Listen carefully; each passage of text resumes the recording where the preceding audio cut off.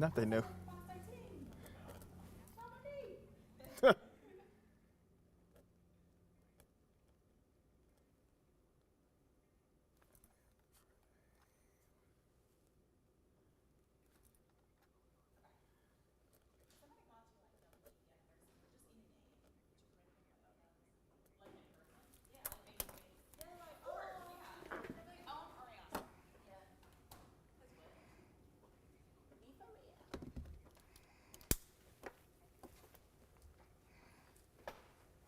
Was there another assistant who's right there?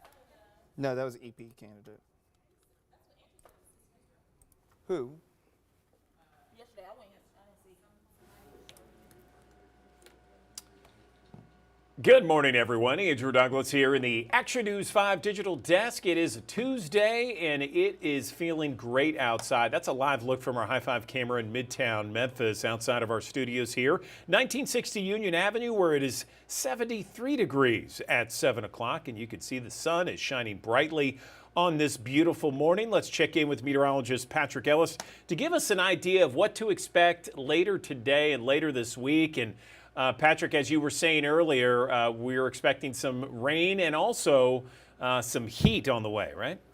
Yeah, I said the smorgasbord of Memphis weather for everybody who's coming into town for not just the PGA Tour, but also Elvis Week here this week. So a lot of stuff going on. And of course, our weather is going to give you everything it can offer here as we go through the next couple of days. Of course, the last few days have been very dry, very comfortable across the Mid-South. We've got showers and thunderstorms out to the west of us. It's along a boundary, which is going to be lifting in our direction as we head through the next 24 hours. And of course, that will eventually lead up, yes, to the potential for rain and storms that is a little bit more dominant. First alert Doppler radar this morning, all dry, and good news there. You're heading out the door, getting the kids out to the bus stop. Our friends in Truman, the Rivercrest School District, as well as Palestine and Wheatley are heading back to classes. Poinsett, as well as St. Francis and Mississippi County schools getting back into session there in eastern Arkansas. More will be on the way over the next couple of days. I think we finally get all of the school districts back into session next week.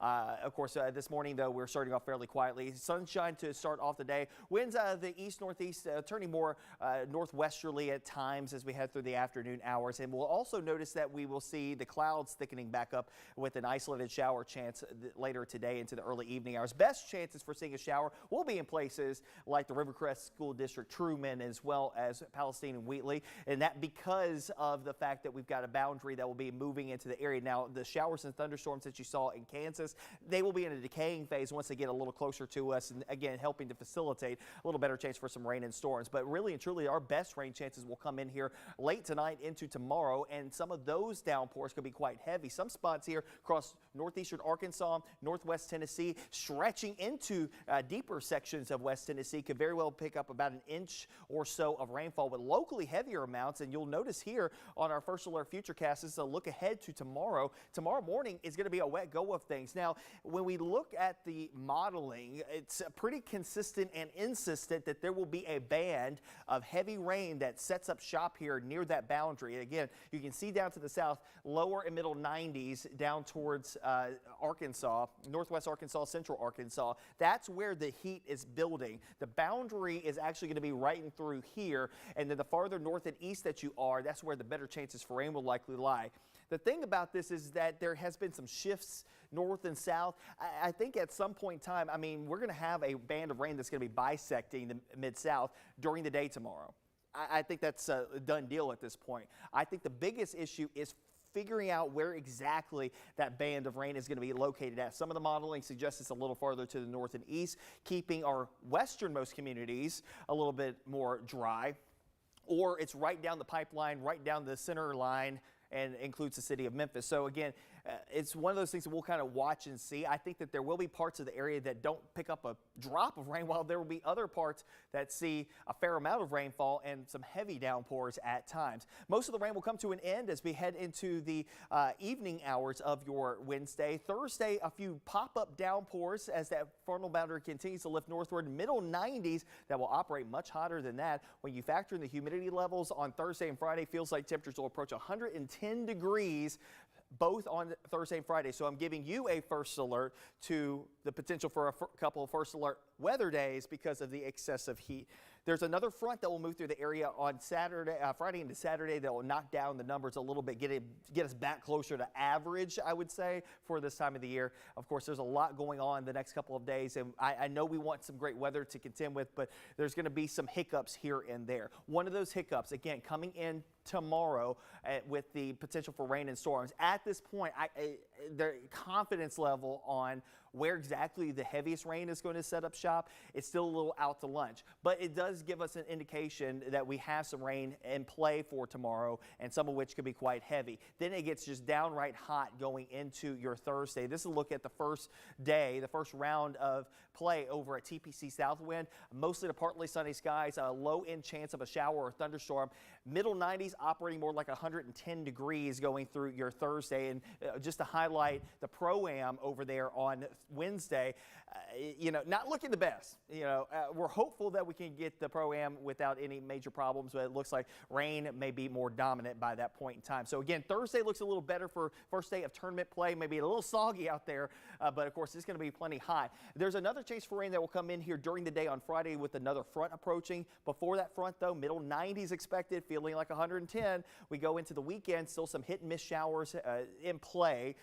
For both Saturday and Sunday, we get another front to move through here on Sunday, and that will bring us back down closer to average for this time of the year into the low 90s, overnights in the lower 70s as we head into the early and mid portions of next week. So, Andrew, it's really going to be like I said, a smorgasbord of Memphis weather for anybody who's going to be in town the next couple of days. You get the potential for heavy downpours, and then you get the potential for big time heat all in one fell swoop. So if you got plans heading out to TPC Southwind for the FedEx St. Jude Championship this week, like I said, Pro-Am looks to be soggy, and then the first couple of rounds of play here, excessive heat for rounds 1 and 2.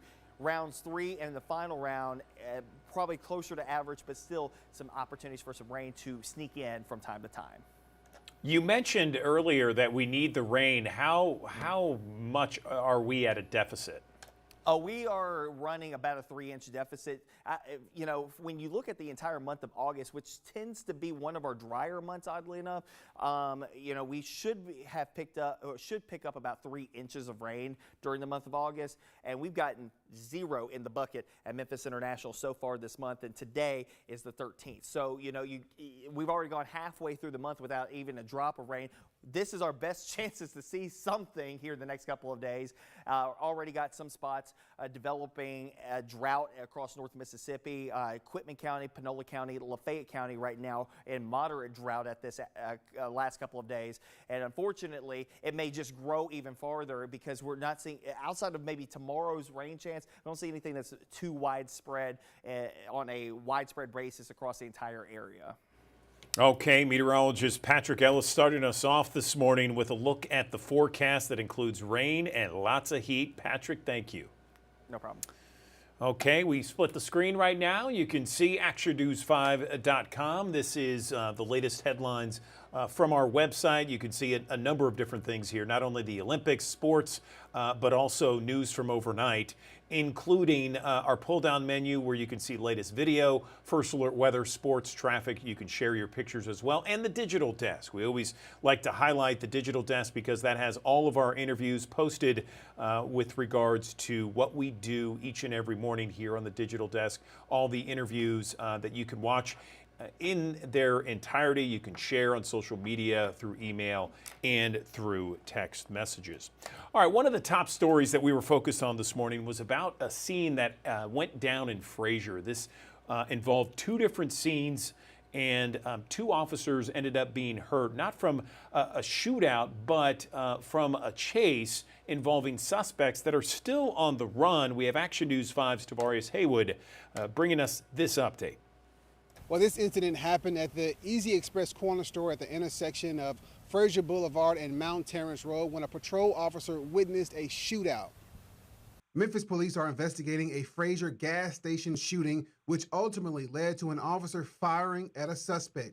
Around 4 yesterday evening, we're told an officer witnessed a shooting in front of the Easy Express at the intersection of Fraser Boulevard and Mount Terrence Street. He saw people on the business lot involved in an exchange of gunfire. Memphis Police Deputy Chief Don Crow says at least one person was hurt during that shootout. Crow says MPD started chasing that white Ford northbound on Mount Terrence Street. MPD says the Ford suddenly came to a halt just past St. Elmore Avenue, and two men bailed from the car, running into neighboring backyards. We did locate a firearm where that shooting took place. And we know from the original scene that multiple suspects were armed and firing shots. During a foot pursuit between MPD and the two men, one of the officers fired their service weapon once. MPD tells us that they are still investigating why that officer fired their service weapon, and it's unclear if any suspects were hit. Two MPD officers sustained minor injuries during that foot pursuit and are being treated at a local hospital. Witnesses say that crime in Memphis at times feel unreal. It can't be real. I feel like GTA, man. I ain't gonna lie. That's why it's not safe. It's not a safe environment, when stuff like this happen in everyday's life. It's not a safe environment. Police need your help looking for that white Ford. If you have seen a white Ford with a partial plate of BRT, call Crime Stoppers at 528-CASH. Tavarius Haywood, Action News 5.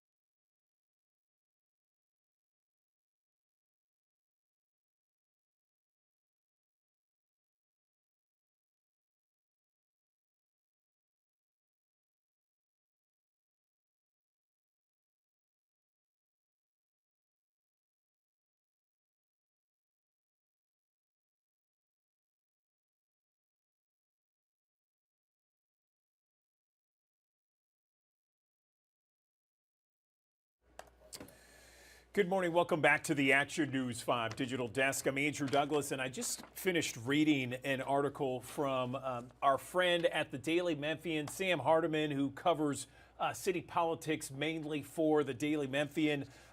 Sam, how are you? I'm well, Andrew. How are you?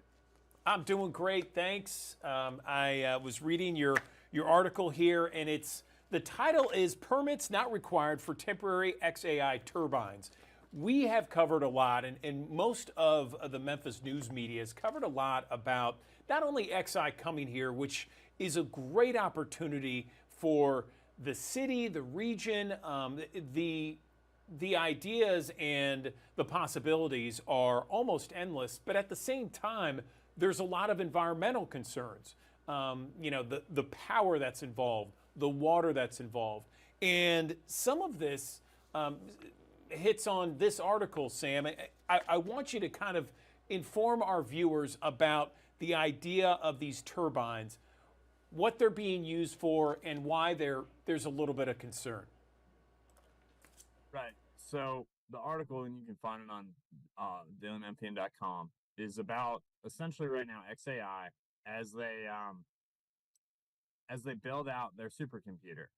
They're not fully on Tennessee Valley Authority's transmission system and Memphis Light Gas and Water's distribution grid. So that means that they are not receiving all of their electricity from Memphis Light Gas and Water, they will be in the future, most likely.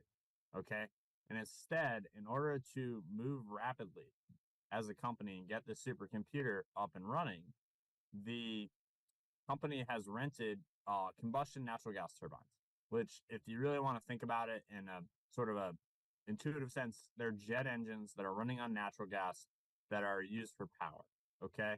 And this is a substantial amount of power. There's a lot of turbines there that are running a lot of the time to essentially power the supercomputer, which demands, the electricity equivalent of several thousand homes at least. Okay. And so the real question has been well, combustion turbines are a source of major hazardous air pollutants, according to the Environmental Protection Agency. Okay, which means what is burned off of those turbines when the gas is burned, what comes out is under federal regulation it is an issue, and it is a contaminant of some kind, can be a contaminant of some kind. And so we asked the question at the Daily Memphian, well, are these properly permitted? Are these turbines properly permitted? And the answer we got at first was there are no permits. And then after we published the story, and you'll see this reflected in the story, the Greater Memphis Chamber, which I want to point out is not an environmental regulator, is not a regulatory agency in any way, is saying that the company was told they didn't need permits for this. So they don't need an emissions permit to run these natural gas turbines. This morning, I spoke to the Environmental Protection Agency, and you'll see a short story on the Daily Memphian shortly, that essentially is that for a year, these turbines can run and do not need an air emissions permit for the first year. And so really, our reporting was focusing on what is the environmental cost of running these turbines, which is significant, and also, are they following proper procedures? And it turns out the company has followed proper procedures and essentially using what is a loophole in federal regulation to run these things without an air emissions permit. I find it fascinating that this is certainly something that Elon Musk and his companies are known to do. As you mentioned in the article, they like to get things going really fast. Once they decide on something, they go at it full strength, full speed right away. And I guess these gas turbines are just another version of that with XAI. I'm curious though, you said these are gas turbines powered by natural gas. Correct me if I'm wrong, but isn't natural gas like very clean? I mean, very clean. I don't want to. I want to speak carefully. I'm not a scientist. Okay. First of all, I'm not a scientist. My degree is in journalism, and it was barely a degree. All right, so he's got a degree. But second, the burning of any sort of hydrocarbon is, and as the EPA has found, and these are the reasons these standards exist, right? And the EPA just rejected essentially a request from the American Petroleum Institute and others to get stationary combustion gas turbines off of the hazard air pollutant list, and the EPA was essentially said no this past year. That's what happened. And so, but to the broader point, natural gas is cleaner than coal, okay? And so that has really been the buzzword. That has really been the talking point that's been used. Natural gas is certainly much cleaner than burning coal. It's certainly much cleaner for the environment if you're mass burning wood, okay? Like in terms of what is coming off and what is what happens after you burn these things for energy, right? Because most of what we do in society to generate energy is to burn some sort of carbon intensive use for the most part. We do use nuclear energy. We do use hydroelectric dams and stuff like that. We do use solar. We do use batteries, right? But largely it is carbon-based sources, which is what humanity has used to power itself. And all of these sources have emissions, okay? Natural gas is certainly cleaner in most cases than coal, which, for a little bit of context, people who lived in the Mid-South a long time remember that there was the Allen fossil plant down at Pigeon Industrial Park down there, okay, which is very close to where XAI is. Now there is the Allen Combined Cycle plant. The Allen fossil plant burned coal. The Allen Combined Cycle plant burns natural gas, okay? Coal, there is, a legacy of decades worth of coal down in Southwest Memphis. If you go to Southwest Memphis near the XAI facility, you will see truck after truck of the refuse of coal ash being trucked out of there, okay? And all that coal ash has a tremendous amount of unsafe chemicals in it, and absolutely. But natural gas also has its own pollutants and its own, issue of pollution. There's just one maybe cleaner than the other. Neither are particularly clean. I see. Okay, I appreciate that explanation. So where do we go from here? Because I understand that there are a lot of different players involved. You got the TVA, you got MLGW, you got the EPA, you got Shelby County, the city of Memphis. What's next in this whole process? Because there is that juxtaposition of you want Elon Musk and XAI to do extremely well here in Memphis in the Mid-South, but at the same time, you want to protect the environmental concerns, the water, the aquifer, that sort of thing. Yeah, I mean, what's happening is XAI, the city of Memphis, and Memphis Light Gas and Water are partnering. Doug McGowan, the CEO of MLG&W confirmed that this weekend. We had reported at the Daily Memphian. Those three parties are partnering on a gray water plant, which is gonna potentially, if it gets built, curtail the amount of fresh water that's used for industrial coolant, not just by XAI, but for other businesses in the city, which means that, the city is in the MLG&W are going to be conserving a lot more of our freshwater resource, which is, right beneath our feet here, the Memphis Sand Aquifer. Shout out Memphis Sands Beer from Wiseacre. That's, one of the next things that's next. And that's a very positive thing potentially for the environment. Next, XAI has to connect to the Tennessee Valley Authority's grid. That requires TVA board approval because their electric load is so large. And that's probably going to happen, sometime in the next couple months. It could be a little later, but sometime in the next couple months. And until then, these gas turbines are going to continue to burn and power this supercomputer, which is among the most advanced pieces of technology in the world. There really isn't, at this point, it's pretty unlikely that anything's going to disrupt this project short of a natural disaster, short of something calamitous happening. Knock on wood, that doesn't happen. But that's essentially what's happening here. There isn't, I would say that there is no fork in the road of some approval that needs to be taken. XAI is here. It's just a matter of how the build out happens and what the environmental legacy of the build out turns out to be, which could be quite positive if a gray water plant comes online. Gotcha. And going back to one of your earlier articles, not to divert too much away from the topic we're talking about, but you mentioned that you have a source that said if this goes well, in effect, that there might be other businesses or companies affiliated with Elon Musk that comes here to Memphis. Is that still the case? Yeah, my colleague Sophia Surratt and I have been talking to someone familiar with the matter, someone, close to the company who's not authorized to speak publicly. I hope they're authorized to speak publicly soon. That'd be great. The Musk controls a lot of private companies beyond Tesla, which is a publicly traded company. He controls a lot of private companies. And what I would say is that, that source is indicated to Sophia and I think, people in economic development in the city feel the same way, that there are potential other opportunities given the industrial land that Memphis has, for other Musk companies to come here. I haven't heard the door closed on that. I haven't heard the door cracked wide open either. It really just depends on, how things go. And, I can't pretend to be able to predict or have any good read on what very large private companies, are thinking in their decision-making process, but it's certainly a possibility and something that, could be looked forward to with some hope, I would imagine.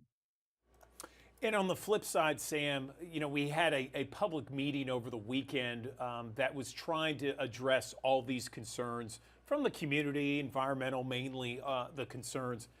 Is there, after that meeting, I know that Doug McGowan spoke, we covered it. Are those concerns still there? I mean, it seems like Doug McGowan tries to calm a lot of those concerns, but it seems like the same concerns keep on coming up over and over again. Yeah, look, I think that's a great question. I think the way I would frame it is like, I think a lot of these environmental concerns are going to persist until either the project doesn't exist there or, for example, on the water, right, where people are concerned about how much water XAI could use, which, XAI would potentially add about 1.3 million gallons of fresh water consumption from the aquifer when it's fully online and there's not a gray water plant available. Keep in mind that's out of 150 million that MLG&W pumps every day. So it's not adding more than 1%, it's adding about 1% to the consumption of fresh water, which is still giant and significant. Don't get me wrong. But until there's a gray water plant, I think people are going to be concerned about the fresh water usage, right? Until those natural gas turbines go away, I think people are going to be concerned about the emissions from them and the burning of natural gas for them. Like those things are probably going to persist, it would seem. And then, when XAI joins fully TVA's grid and Memphis Light Gas and Water's distribution system, right? Because once that happens, it's then the attention is going to turn to the broader, not just for XAI, but in general, the broader concern of, well, how does TVA generate its electricity? How much does it rely on natural gas? How much does it rely on nuclear energy, hydroelectric dams? Can it get cleaner, right? So I think environmental concerns in the climate that we're in a warming planet that we face, they're always going to be there. And, beyond that, I don't know. I mean, people are probably likely going to always be suspicious of Elon Musk. He's a pretty polarizing individual. I think that's pretty fair to say. That's how I would describe it. Gotcha. Well, Sam Hardiman, an enterprise and investigative journalist working for the Daily Memphian and dailymemphian.com. He covers local government, he covers politics, and a host of other stories. You need to read his column and his stories each and every morning on Daily Memphian because it is packed full of all kinds of interesting tidbits, information that's happening all around the city and the region. Anything else, Sam, before we let you go? No, I hope everyone has a great week. Hope everyone enjoyed the great weather this weekend, and be safe out there. All right, Sam Hardiman, we appreciate your conversation each and every time you come on the Digital Desk. Thank you.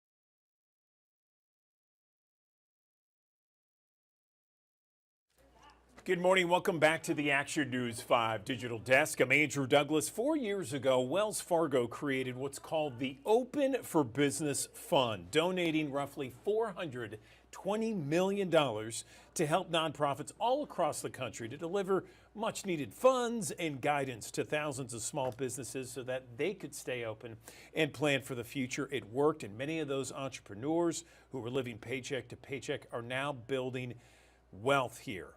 I am joined by a former Olympian, a gold medalist, and someone who went from the Olympic stage to an entrepreneur, building a business, and a successful one at that. I'm joined on the Action News 5 Digital Desk by Dominique Dawes. She was a member of the Magnificent Seven in 1996, got Olympic gold. She is now the owner and CEO of Dominique Dawes Gymnastics and Ninja Academies.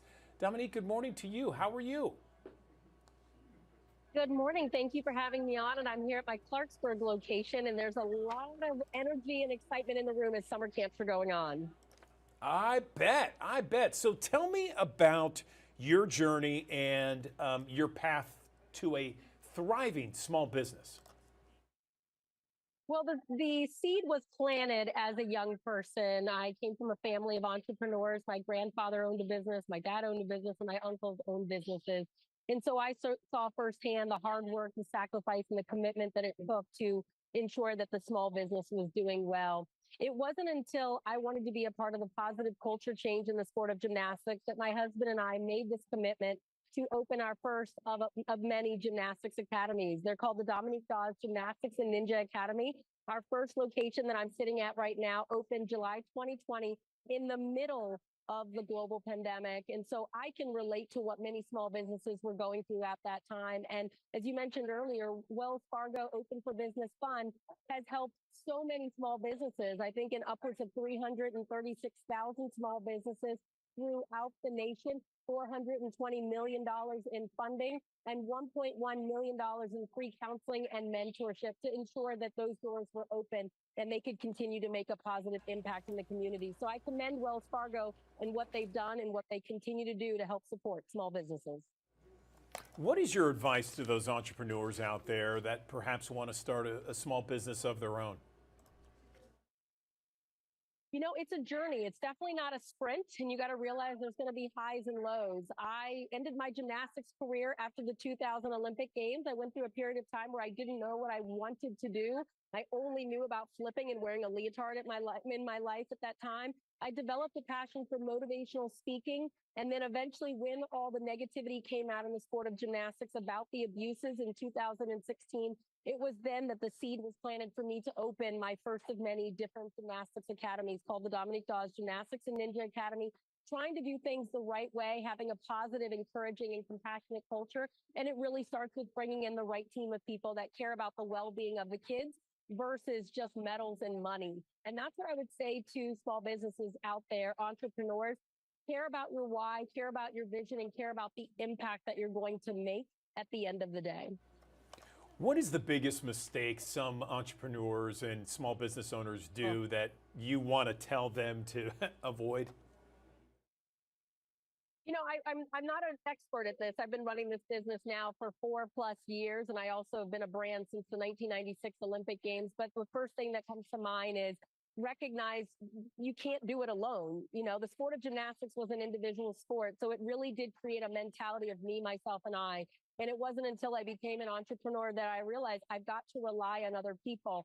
I'm currently CEO, but I'm stepping out of this role to become more the brand ambassador. And as a CEO, when I took that on for 4+ years, I had to learn to trust. I had to learn to delegate. I had to learn to hire the right team around me and those that believed in the vision and the why and the goals. They have to make sure you're on the same page. So for entrepreneurs out there, just realize you don't want to go through this journey alone. Get out there and get funding and support. And like I mentioned earlier, Wells Fargo's Open for Business Fund is there to support small businesses, those that are diverse or low or median income related small businesses. You guys are available for funding. So you can go to stories.wf.com/OFB to get more information and also read about these amazing small businesses that have been positively impacted by this fund. I can't have you on the digital desk, Dominique, without asking you about the current Team USA Olympics and certainly the gymnastics squad. It brings a smile to everybody's face, and it brings a smile to your face. Care to weigh in on what it was like watching this year's team?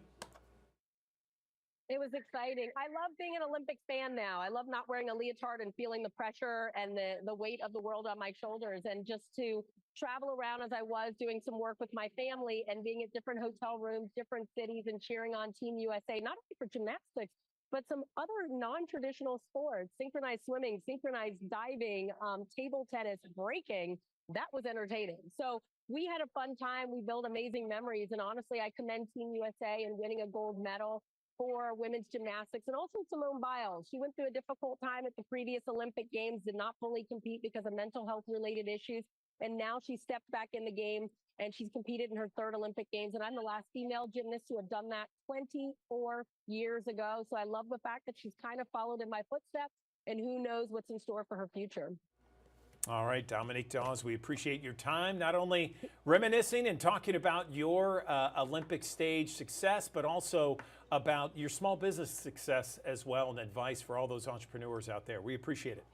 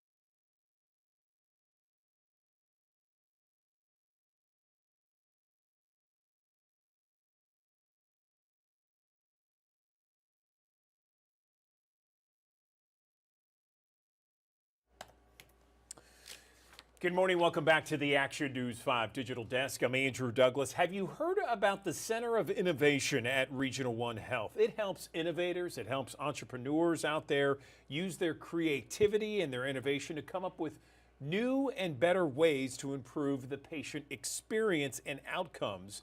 And one of the programs within the Center of Innovation is something called the Healthcare Startup Access Incubator.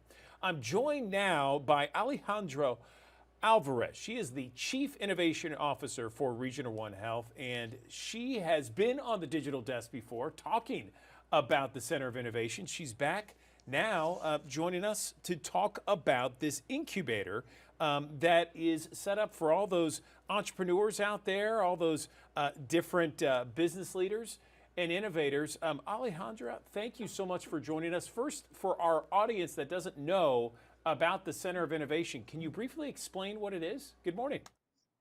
Good morning. Thank you for having me.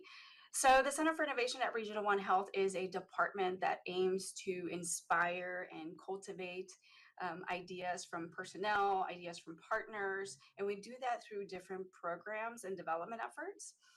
So the Healthcare Startup Access Incubator, which you've just mentioned, is one of those programs, and that's specifically designed to amplify the work that's already been happening through the startup community. So if you're a healthcare startup, you've got a new innovative ideas, the goal of the incubator is to amplify your work by helping you validate whether you're solving for the right problem and the right solution. And we do that by giving you access to our environment, our real world environment.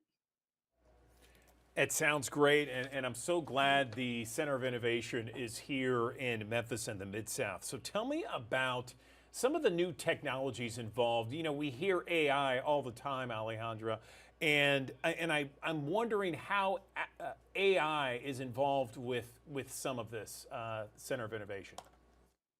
Certainly. So we actually have a new participant in our Access Incubator called OK to Stand Up.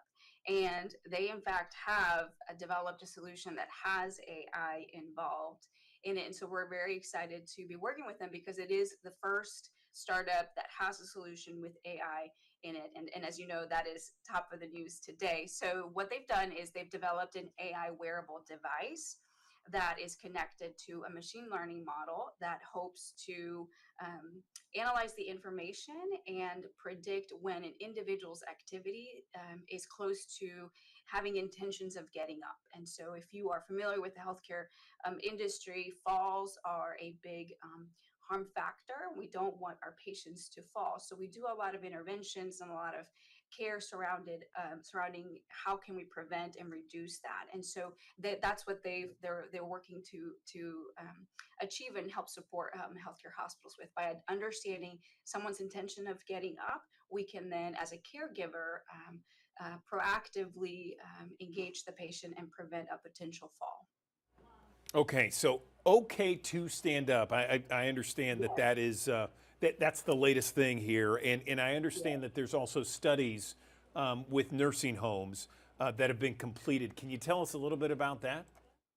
Yes, actually, that's what makes this particular participant very unique in that when OK to Stand Up was developed, they were developed to try to address falls within the nursing home environment. And so they've set out to develop their solution. They actually have tested and validated their solution in that environment. And so what's interesting here is that they quickly realized the impact this could have also in hospital settings, specifically acute settings like Regional One Health. And so the studies that they've done have proven to be very noteworthy in that they've obtained 95% sensitivity, 95% specificity. And what that means is that out of every 100 notifications that say, hey, there's an intention of getting up by this individual, 95 of those are correct. And so what's interesting for us is they are validated from that standpoint. However, the setting is different. So our goal is to work with them to see how this technology translates into a hospital setting. So tell me how the Healthcare Startup Access Incubator is helping a program like OK to Stand Up.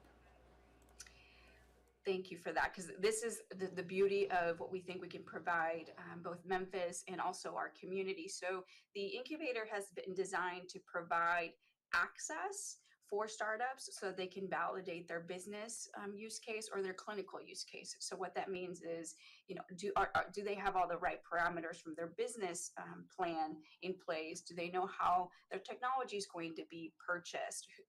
How much is it going to be purchased for? Is it going to be paid for by either insurance or hospital? There's a lot of different questions there from a business standpoint that a lot of startups struggle with, especially if they're not in the healthcare industry. So through the Access Incubator, we're able to help them sort of find pathways and answers to those questions. And then from the clinical standpoint, of course, a lot of the times we will do feedback sessions or to some extent product evaluations that allow them to obtain that clinical validation. So the Access Incubator is both business and clinical focused, and the idea is if they can access a health system where they're putting their solution in a real world setting, they'll have a greater chance at entering the marketplace and therefore a greater chance at success. It's fascinating to hear about this stuff. It's great to see and great to hear. We have thousands of people that watch us each and every morning here on the Digital Desk, Allie. Is there anything that you would like to let people know about the Center of Innovation that we've talked about? You know, just an overview or how people can get involved or learn more information about it.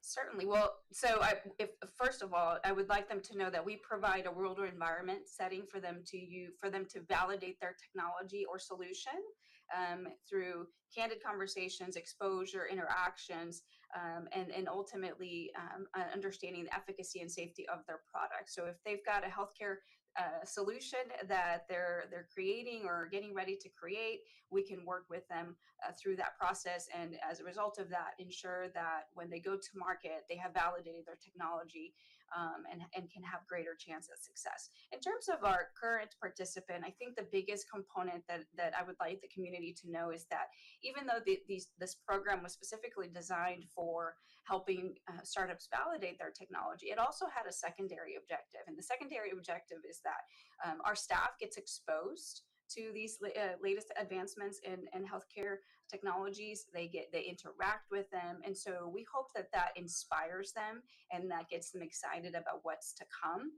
I don't know if that's always something that you can get from your day-to-day work, and so we hope to bring that excitement to them. But most importantly, our community and our patients also have a benefit in this structure, because by accessing this technology, we have the opportunity to be able to provide that to our patients as well, if the case merits it, right? And so it gives us an opportunity to tap into the latest technological advancements that are happening, innovations that are happening without otherwise would take us a long time to obtain. So I think that's the biggest benefit for us, is that we're also not only helping our staff members improve and think differently and think innovative, but we're also getting a chance to leverage that technology for patient care so that we can improve the health and well-being of our community. Is there a website where people can go and learn more information about the Center of Innovation and what you guys do to help not only entrepreneurs and business leaders, but also the general public? Yes, absolutely. So it's innovation.regional1health.org. They'll be able to find information about our programs and my contact information. So I'll be happy to talk to them. Wonderful, wonderful. Thank you. Alejandra Alvarez, we appreciate your time once again on the Digital Desk. Thanks so very much. And thanks for all that you do for the Center of Innovation, for all of us here in Memphis and the Mid-South. We appreciate it.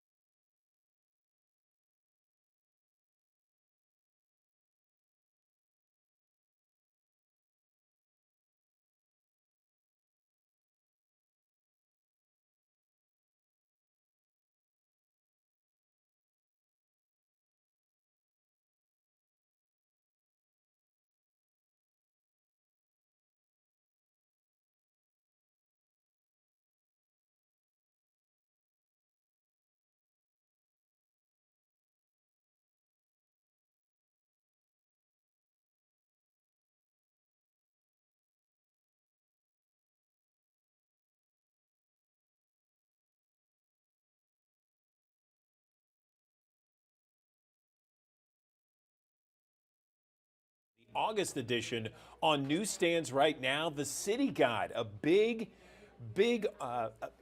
issue certainly for Memphis Magazine, something that is available also on memphismagazine.com. Let's bring in the CEO and publisher, Anna Traverse, joining us on the Action News 5 digital desk. Anna, it's been so long. It's great to have you. How have you been? Great to see you, Andrew. Thank you so much for having me back on. And I'm delighted to talk about the August issue of the magazine. It's our annual City Guide, so we put a lot of extra care into this one. It's pretty much our biggest issue of the year, so really a labor of love for our whole team. I love the cover there. The cover is beautiful. Tell me a little bit about it, because I know a lot goes into the covers. Sure. Yeah, this is a watercolor illustration that was created for us by a local artist named Carolyn Pollen.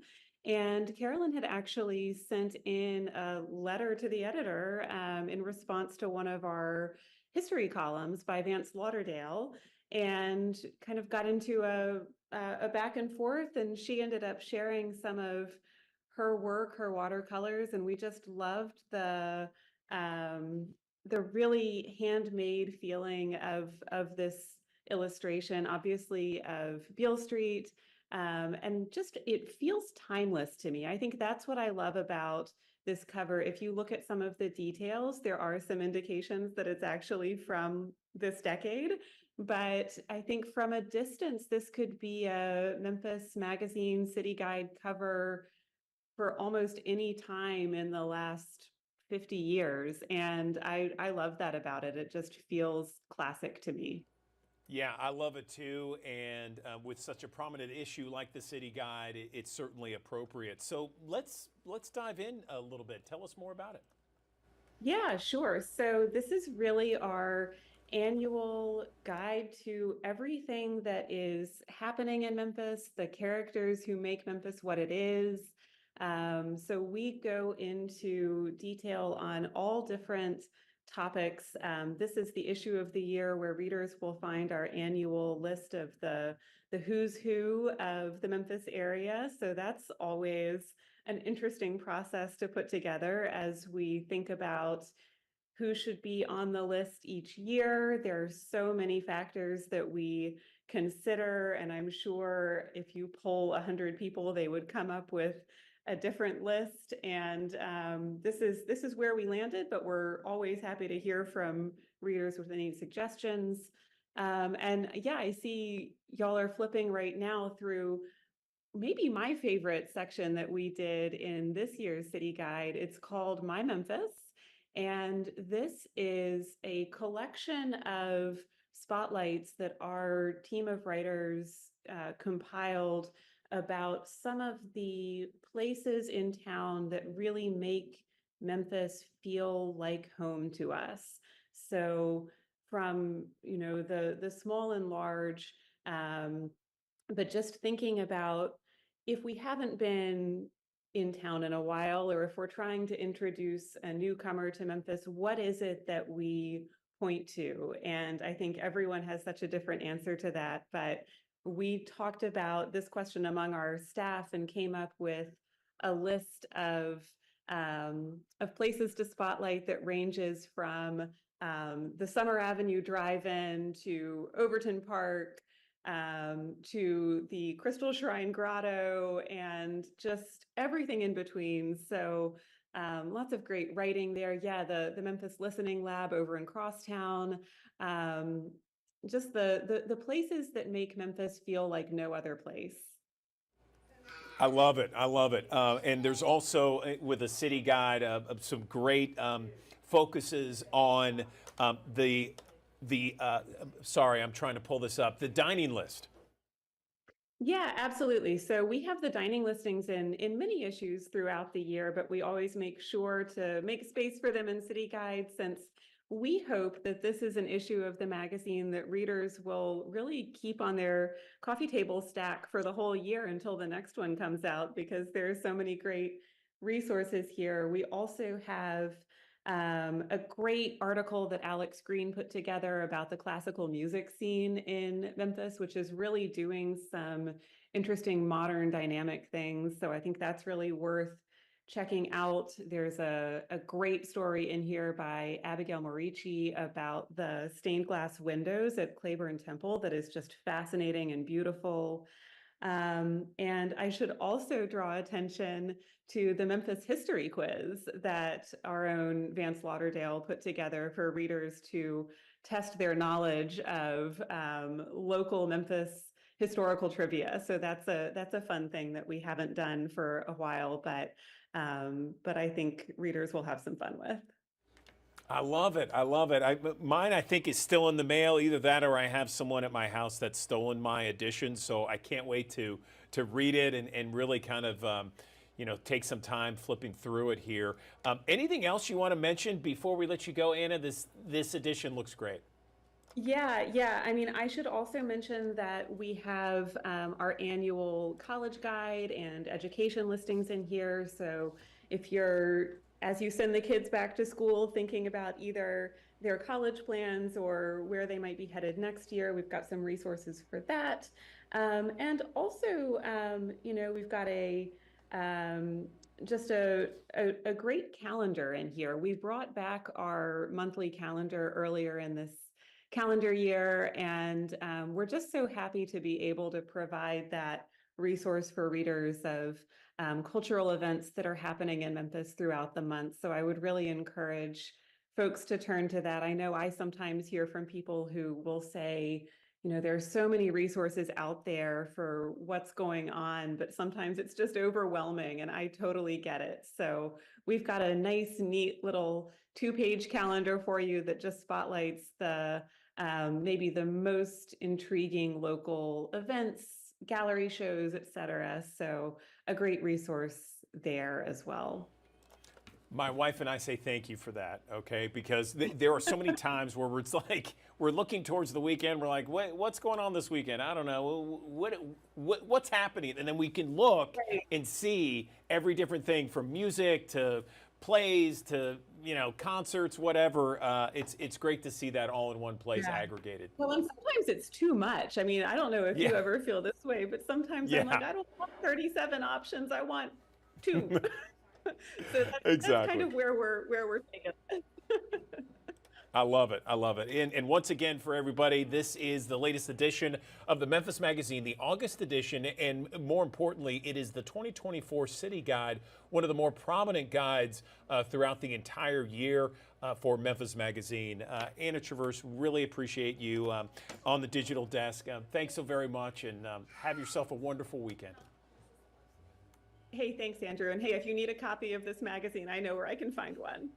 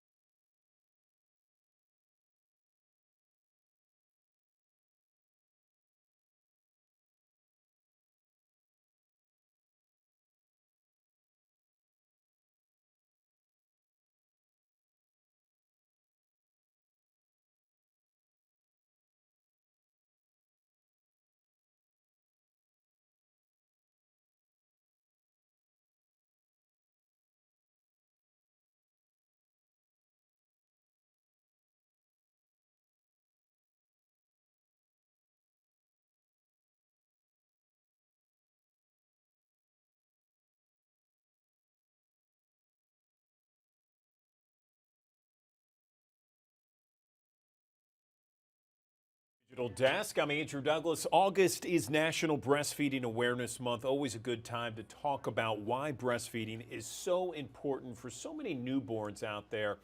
I'm joined by Christy Brooks. She's a registered nurse, also the lactation coordinator at Regional One Health, joining us on the Digital Desk. So, Christy, once again, I appreciate you joining us on the Digital Desk. Let's talk about some of the basics here, the basic benefits for newborns there when it comes to breastfeeding and breast milk. Good morning.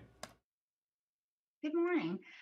One of the biggest benefits for breastfeeding in the newborn is the antibodies. Every mom's milk is different, and they have antibodies for the babies that protect them, especially your preterm and your really early babies. Those antibodies help to protect the baby's gut and protect them from infections that are related to the intestinal system when they're born.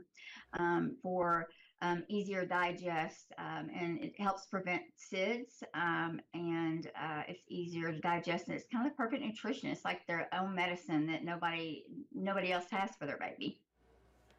So where do people go wrong, especially, some of the new moms, and not to pile on, it's just sometimes new moms don't exactly know what to do in that space and maneuver, and sometimes they make some common mistakes. Can you talk about that briefly? Yes, a lot of times moms feel like they do not have enough milk at first, which milk starts off really a small amount. It's called colostrum. Their bellies, babies' bellies, I got a little example here. Babies' bellies are really small. Mommies only make about this much milk during the first couple of days. So moms get sometimes discouraged thinking that they don't have enough milk. So it's very important that they have a lot of support to explain the process of how milk works and how it's produced, and how that the baby is getting what it needs. So that's one of the biggest things that we see with moms and the concerns, and support. Support is the key to help a mom be successful, whether it's with their family members, the hospital, reaching out to lactation, their physicians. If they do not have a good support system, sometimes they come into some challenges and barriers, and they're not able to get past those without enough support. I know working moms, have to go through a lot of challenges, I guess you could say obstacles, in order to make sure that they're pumping and they have enough breast milk. What would you say to a working mom out there that might find all of it a little bit daunting? We talk to our moms about going back to work or school and pumping. Fortunately, there are laws to protect in Tennessee and other states that they can pump at work and have break times to pump at work.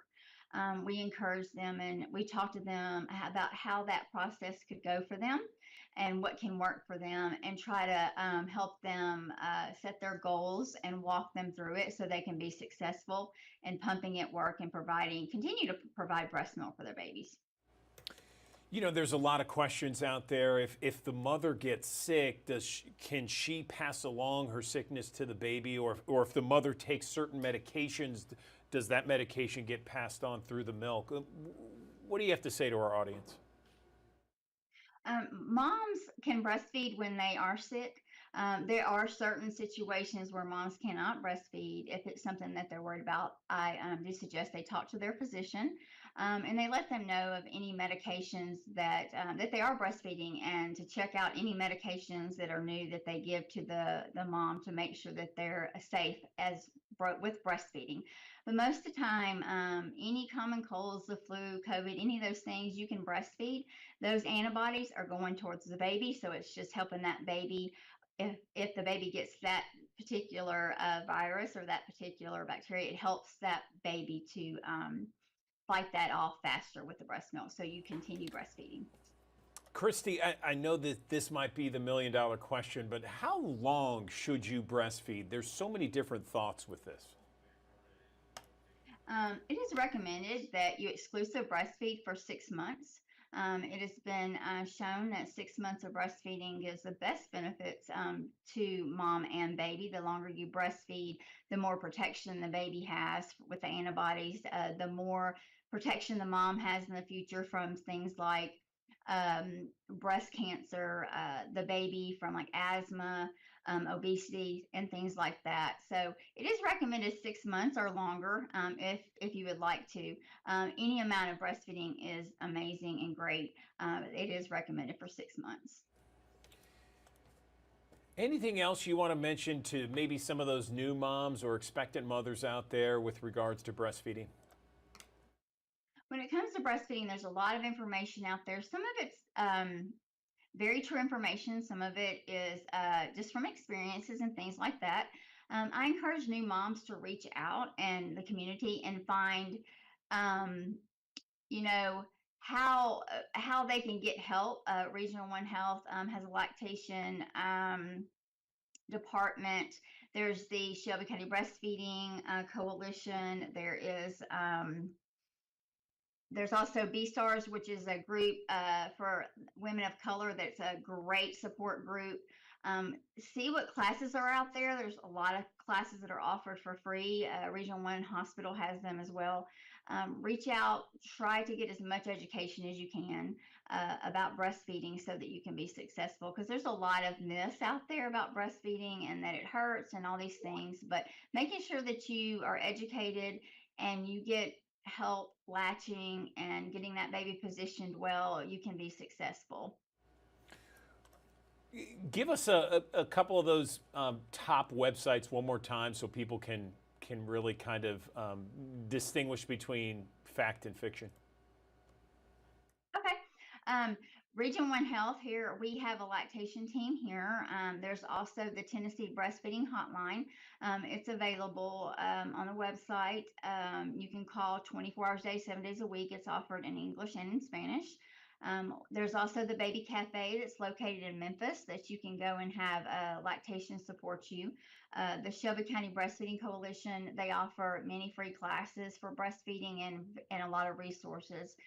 There's also B-Stars, which is a wonderful group. This group is a support group for breastfeeding and women of color. They're an amazing group of ladies. So they also are out there for help. But if you ever need any resources, you can go on womensbreastfeeding.gov. They have a list, the Shelby County Breastfeeding Coalition, and even call Regional One Health. We can guide you. Okay, Christy Brooks, Regional One's lactation coordinator. We appreciate your time on the digital desk. Very informative. Thanks so very much. Thank you.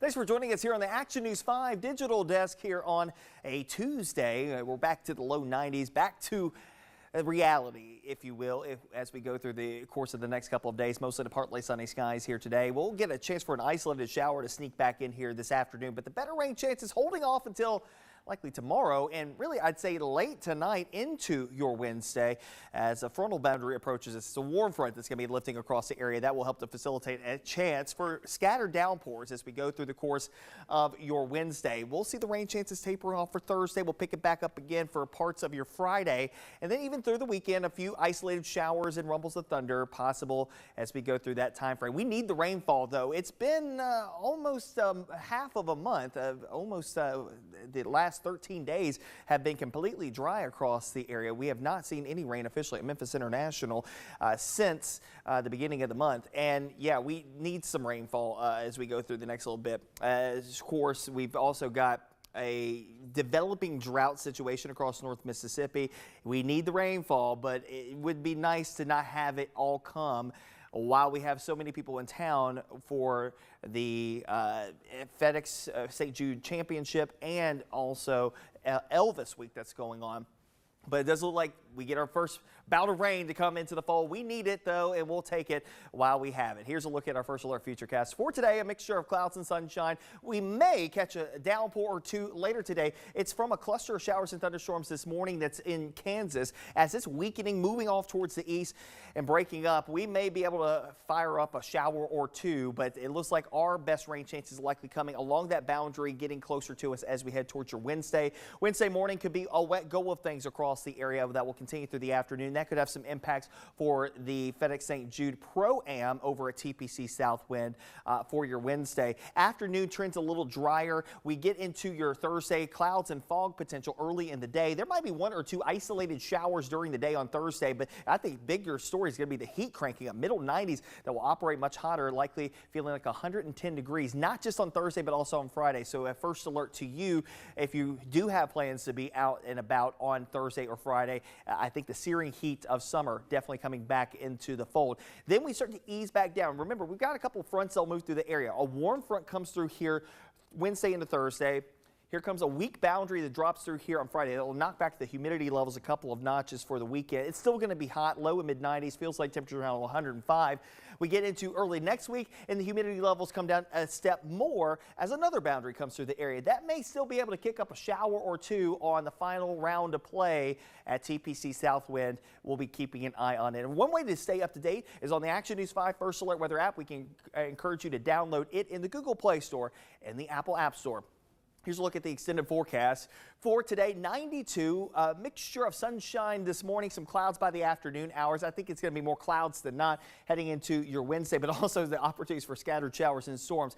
The way that tomorrow will set up, it seems like there's going to be a boundary that's going to be nearby to us, mainly to the south and west of us. And just north of that boundary, there's going to be a corridor of showers and thunderstorms that will likely flare up and train down the same corridor for a couple of hours. That corridor could be quite heavy when it comes down to the rainfall potential, so something that we'll keep an eye on for some localized flooding and low-lying poor drainage areas. That's a look at the Pro-Am forecast. Not looking the best right now. We may have to up the rain chances even farther just based off of what we're seeing. It's getting a little bit more intrusive for much of the day on Wednesday, where we could have showers and thunderstorms to contend with. Then we get into Thursday, an isolated shower or thunderstorm chance on Thursday, but I think the bigger story will be the heat, middle 90s, feeling much hotter, like 110 degrees, and that will be the going trend even into Friday. Add in a few more showers and storms on Friday. Saturday, more hit and miss variety for third round play and final round play, maybe a 20 to 30% chance for rain and storms with the approach of the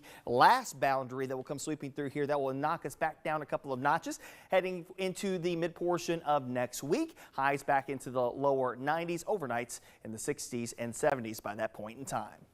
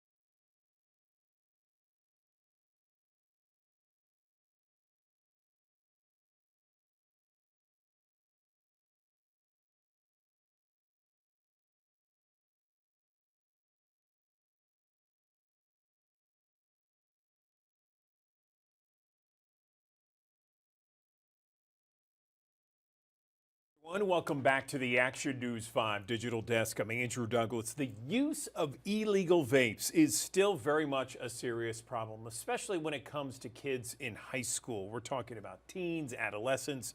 They use these disposable e-cigs from China, and they have an extraordinary amount of concentrations of nicotine. They're highly addictive, and they're appealing to these kids and adolescents because of their appearance. They look like toys, they're school supplies, and they have all these different flavors. So how do we combat this? Because right now, according to a study since 2019, 60% of youth, high school kids, reported using these disposable e-cigarettes. It's an awful situation. I know so many parents firsthand that have struggled to deal with this issue. Let's bring in someone to help us and discuss this in detail. I'm joined right now by Rich Marianos, a former ATF deputy director. He's joining us on the digital desk.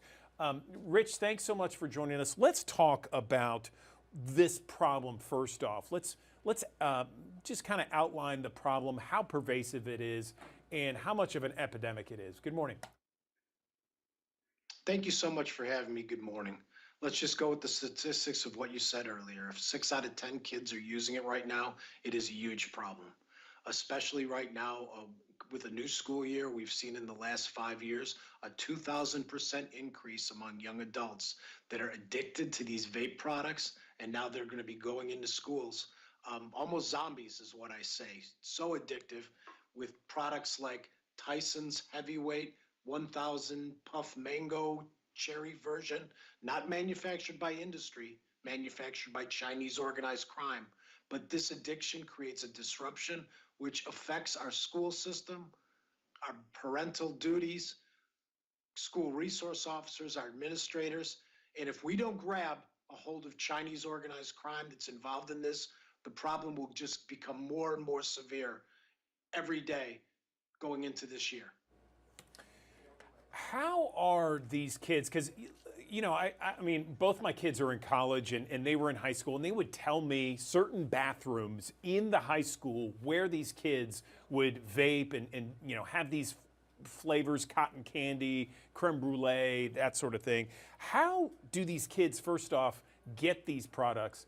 Are they being sold everywhere? And why isn't there a crackdown on this kind of thing? Well, let's start first. How are they getting it? A lot of it is through the websites and social media, or illicit vape shops that are selling it directly to the kids that aren't paying attention to the laws. They're not paying attention to regulations, and they're actually putting out poison, unregulated Chinese poison, to our children. What we need to be cognizant of and understand that this is our #1 threat of national security. It's another vehicle for Chinese organized crime to come in, make more money on the backs of America, and go after our greatest resource, which is our children. So bad, Rich. It just infuriates me as a parent and what my kids have told me about the epidemic and the problem that they see firsthand. So we've identified, you know, this problem and how large it is. So let's talk about solutions for all those parents, the grandparents, family members out there. Well, you brought it up a little bit earlier, and we need better enforcement. We need the government to pay attention to what's going on. We need states to develop a registry to what is illegal in terms of also what is legal for tobacco harm reduction. When these products first came out, the good ones are designed to get people away from combustibles, but the bad ones are now addicting our children.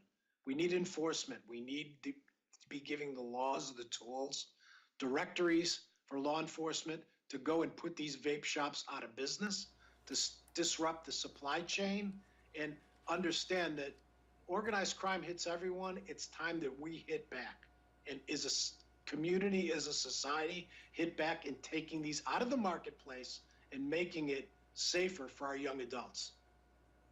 You know, I couldn't agree more, Rich, especially when you talk about, you know, this poison, for lack of a better term. I mean, we have no idea what's in this stuff. And, you know, no matter where it's marketed, I mean, we have no idea what's in that, the long-lasting effects of some of that liquid, that vape liquid. Are there any places any states that, from your best vantage point, that do it right in terms of law enforcement, cracking down, anything like that? And if so, can we talk about them? Or if not, let's come up with some ideas and how we can push this to our state lawmakers.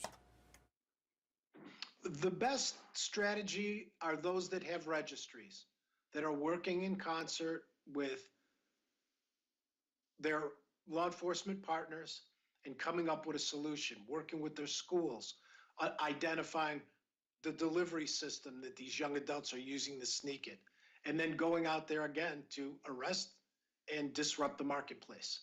Enforcement works. It always has worked, but let's go after the bad guys in the marketplace. Let's understand what the problem is and understand that the ones that are FDA approved are good for those who want to curtail combustible smoking. Everything else, it's a crime to possess, sell, and we need to get it out of the hands of our kids and enforce the government, not just to use the FDA, but give local law enforcement their tools to enforce it. The FDA is trying, but sending letters and going out there without a structured strategic plan is not the solution. We need a real law enforcement agency and real police to get behind this, to go after, again, our largest national security threat, and that is Chinese organized crime. I think a lot of parents and grandparents, Rich, are saying, hey, can you say it louder for the people in the back? You know, we have thousands of people watching us each and every morning here on the Digital Desk. If they want to do something and they agree 100% with what you're saying, what would you recommend they do?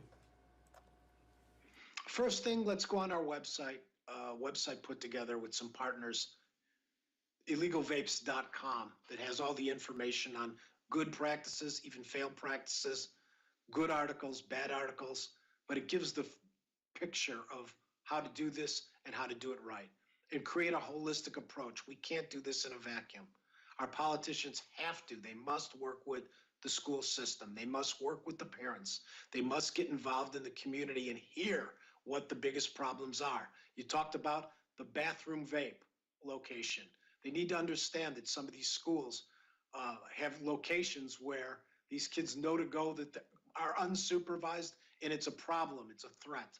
They need to work together in this, what I call the holistic approach, rather than make these decisions in the vacuum. And then further, if it's the FDA, ATF, if it's local police, whoever it may be, that they need to use resources to target this problem. Totally agree there. Illegalvapes.com. Anything else you want to mention this morning, Rich, we haven't touched on you feels important? It's truly an epidemic that we need to crack down on and get under control. Parents need to understand that this is a terrible issue. It is affecting the way our kids are developing, how their brains are developing by the use of these illegal vape products. And they also need to take a stronger approach. Some can't just brush it away that my kids aren't in gangs, my kids aren't using drugs. If vape is the only problem, it's okay, I'll live with it. That's the wrong response. It's the wrong attitude. And they need to take a more aggressive approach to jump in and realize that a product that's manufactured for kids by organized crime needs to be taken very, very seriously. And it's not only a threat to public safety, but it's a threat to public health. Illegalvapes.com. Rich Marianos, former ATF Deputy Director. We really appreciate this discussion this morning on the Digital Desk. Thank you for letting us know about not only your website, but also best practices to crack down on this awful epidemic that's affecting so many teens and adolescents out there. We appreciate your time. Thank you so much for giving me the opportunity to share the correct information out there.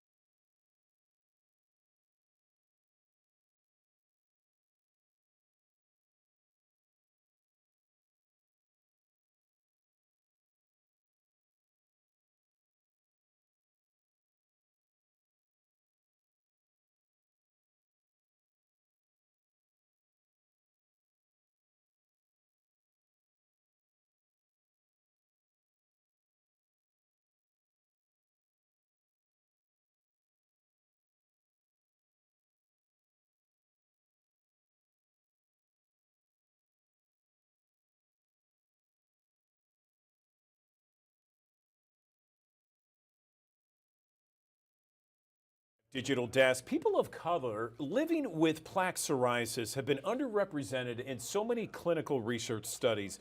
There is now a study that's dedicated specifically to people of color with skin and scalp moderate to severe plaque psoriasis. And I'm joined right now by one of the investigators of this study, Dr. Mona Shehryari, joining us on the digital desk to talk more about this study and what we can gain from it. Good morning, Dr. Shehryari. Tell us about this study and what you're seeing so far. Well, thank you so much for having me this morning. So as you mentioned, historically, patients with skin of color have been underrepresented in clinical trials with numbers as low as 5%. So Johnson & Johnson, who I'm here on behalf of today to address this gap, actually partnered with researchers and clinicians on the VISIBLE study, which is the first dedicated skin of color and plaque psoriasis study evaluating Tremfya, an FDA-approved biologic for this disease across skin tones. And what we found were rapid and significant improvements in plaque psoriasis and skin of color, which helped solidify that effectiveness and safety of this medication in this disease. But it also showed us that 6 out of 10 patients had 90% improvement in their plaque psoriasis, which is huge for patients suffering from this condition. Now, this may not be the right medication for everyone, so I encourage patients to speak with their dermatologist about the benefits as well as the side effects of the medication. And to learn more, they can visit Tremfya.com. Tell me, we have thousands of people that watch us each and every morning on the digital desk. Can you tell us just an overview of what plaque psoriasis is and how it affects certain people in certain ways? Absolutely. So plaque psoriasis is an autoimmune condition. It impacts about 8 million Americans, and it's characterized by an overproduction of skin cells on the elbows, knees, as well as the scalp and other areas, but it does present differently on different skin tones. So individuals with lighter skin might have red or pink plaques, while individuals with melanin-rich skin might have dark brown or violet plaques. And this can actually lead to delays in diagnosis in our patients with skin of color, but the burden of disease goes beyond what you can see. It can impact someone's emotional health as well as their quality of life, with those impacts being more significant in people with skin of color. So if people want to check out some of the results of this study, how can they do that? So if they go to Tremfya.com, they can not only see the results of the study, but learn more about what makes the VISIBLE study unique, and also look at pictures of what plaque psoriasis looks like across a variety of skin tones. Anything else you want to mention with results, with the results coming out of this study, Doctor? I think the most important thing I want the audience to remember is that there are a lot of unique challenges that patients with skin of color with plaque psoriasis face when it comes to being diagnosed as well as receiving a treatment. So I want patients to be empowered to talk to their dermatologist about the available treatment options, because everyone deserves to have access to high quality, equitable care. Okay, Dr. Mona Shehryari joining us on the digital desk. We appreciate your time. Thanks so very much. Thank you so much. Have a good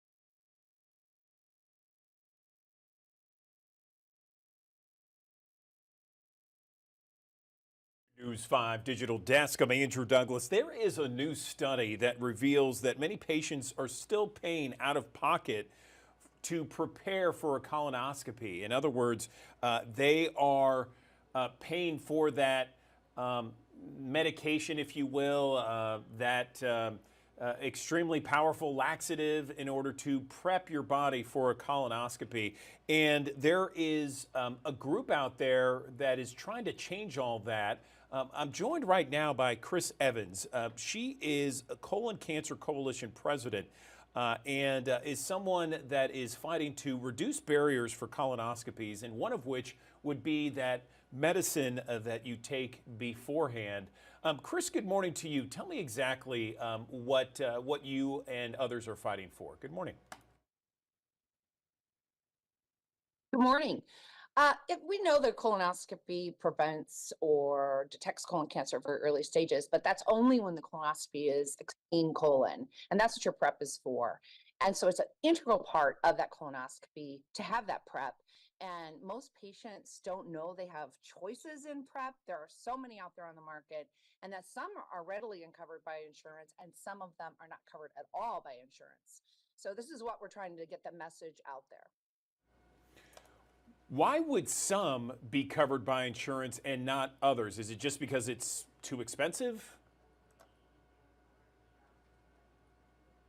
Well, all of them are supposed to be, except for the over-the-counter, which is very commonly prescribed.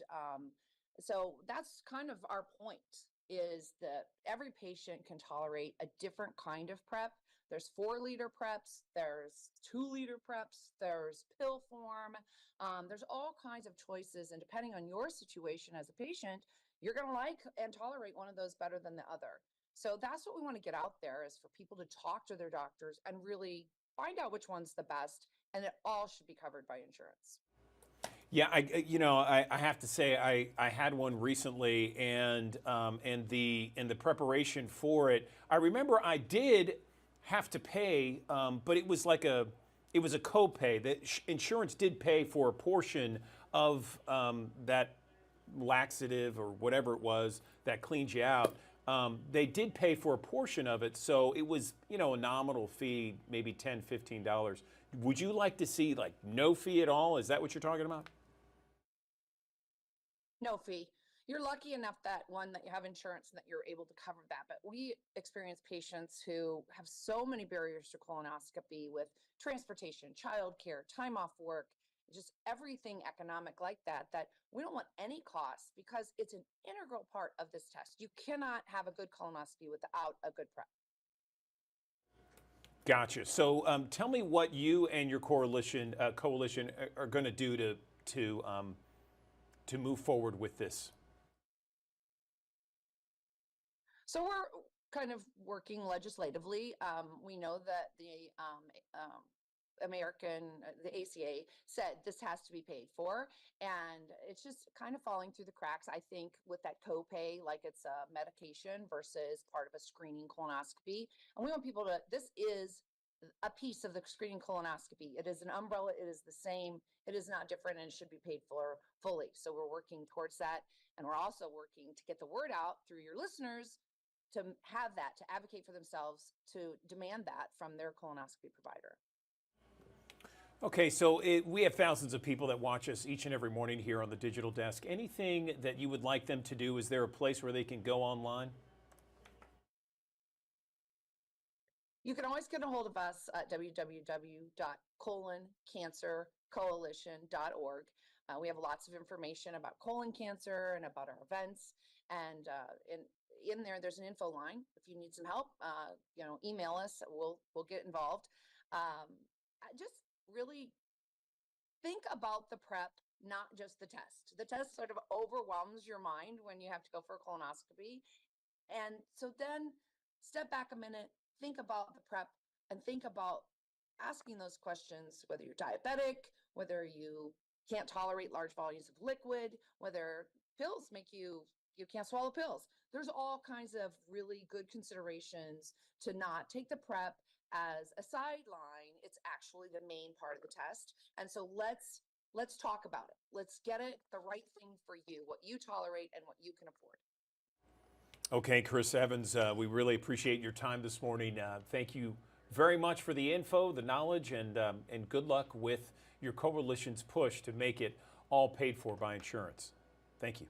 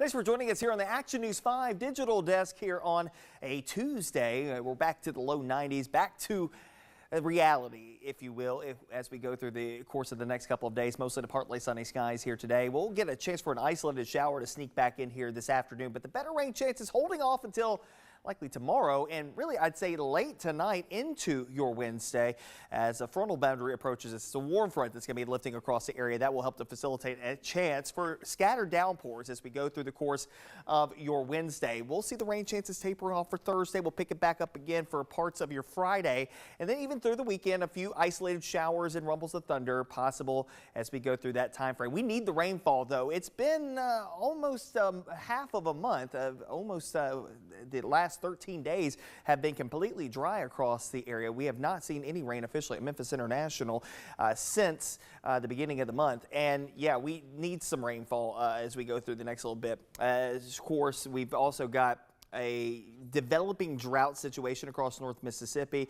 We need the rainfall, but it would be nice to not have it all come while we have so many people in town for the FedEx St. Jude Championship and also Elvis Week that's going on.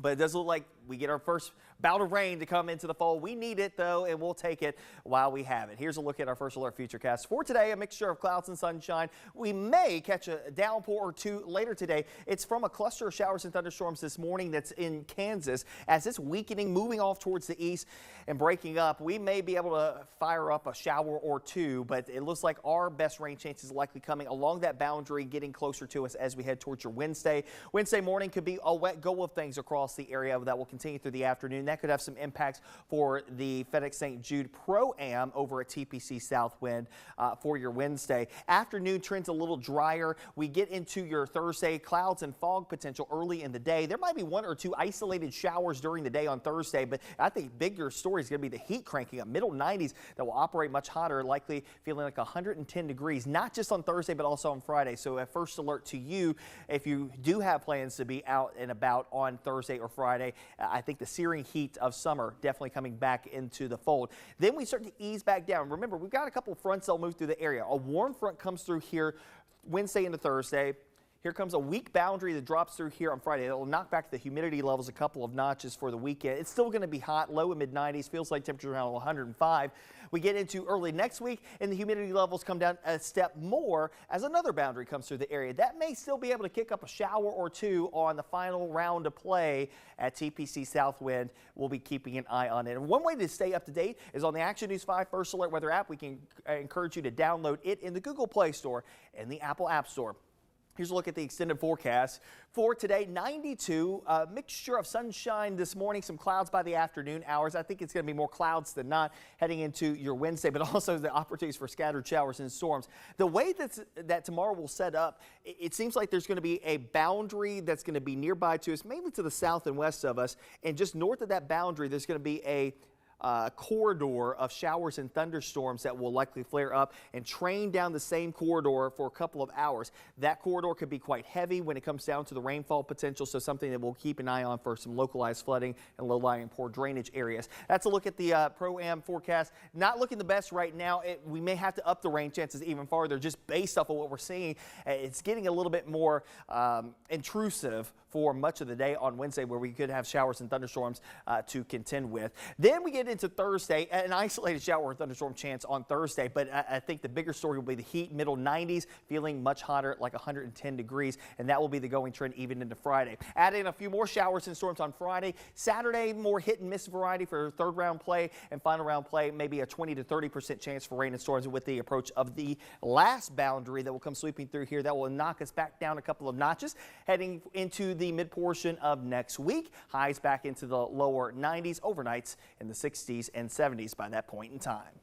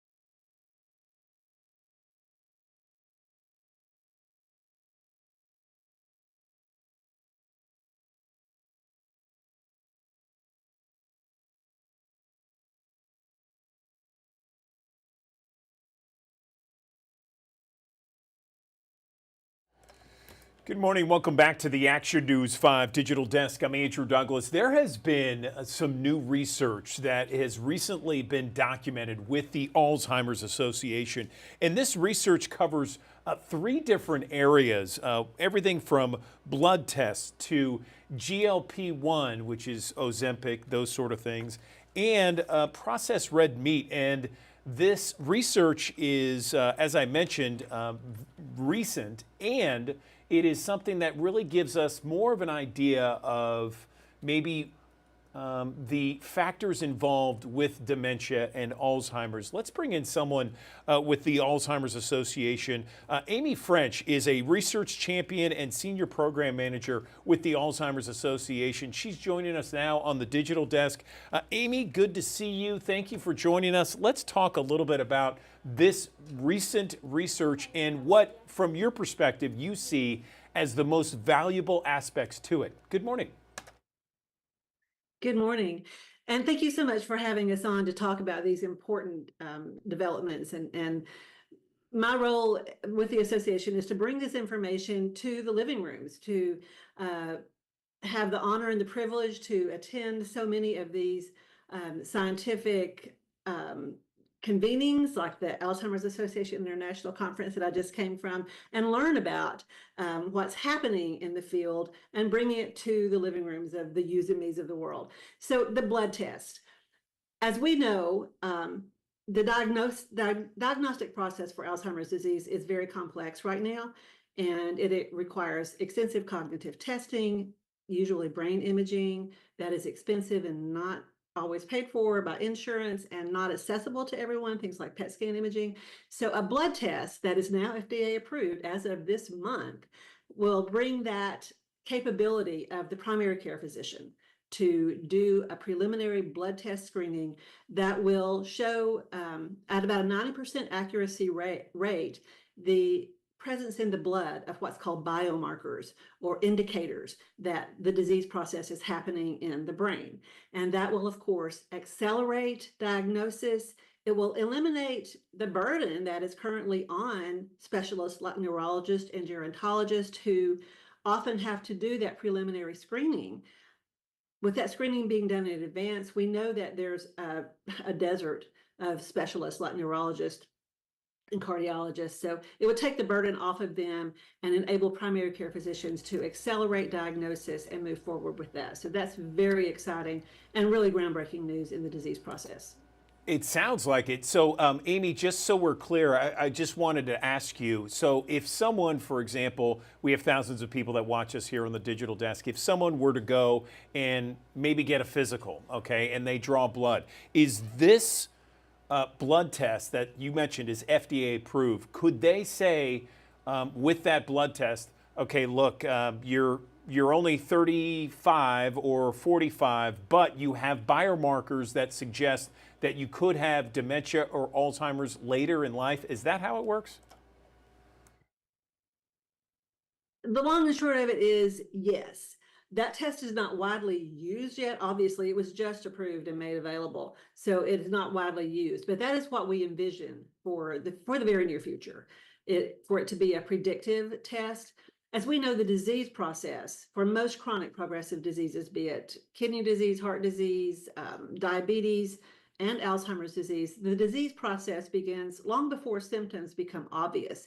And if you wait until symptoms are obvious, then the ability to manage that disease is greatly reduced. So yes, as a diagnostic tool, not yet widely used, again, just made available, but that is a very realistic and strong expectation.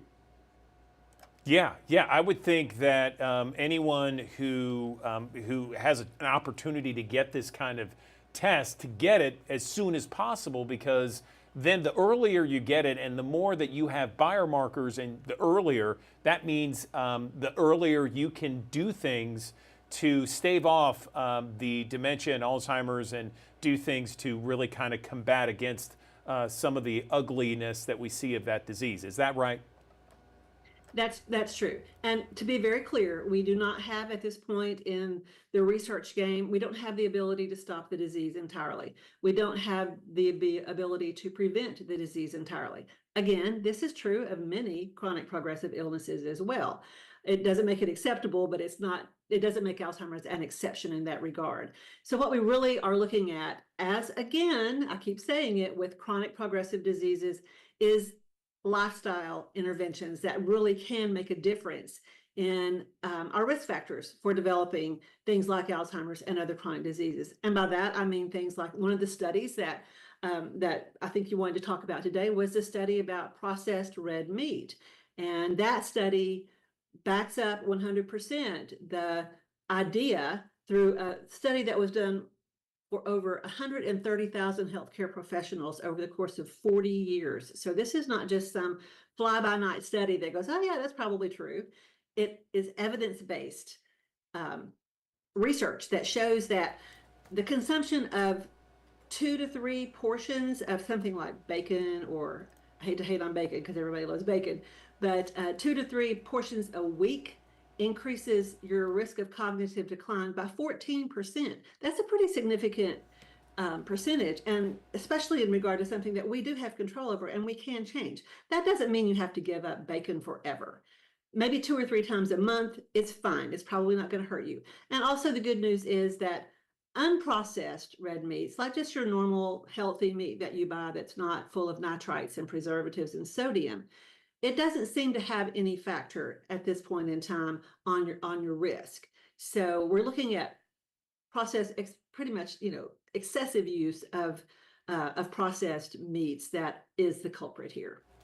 Gotcha. So, hot dogs, sausages, bacon, those traditional things, not necessarily, like red meat when you say steak, or a piece of pork or something like that that's unprocessed, right?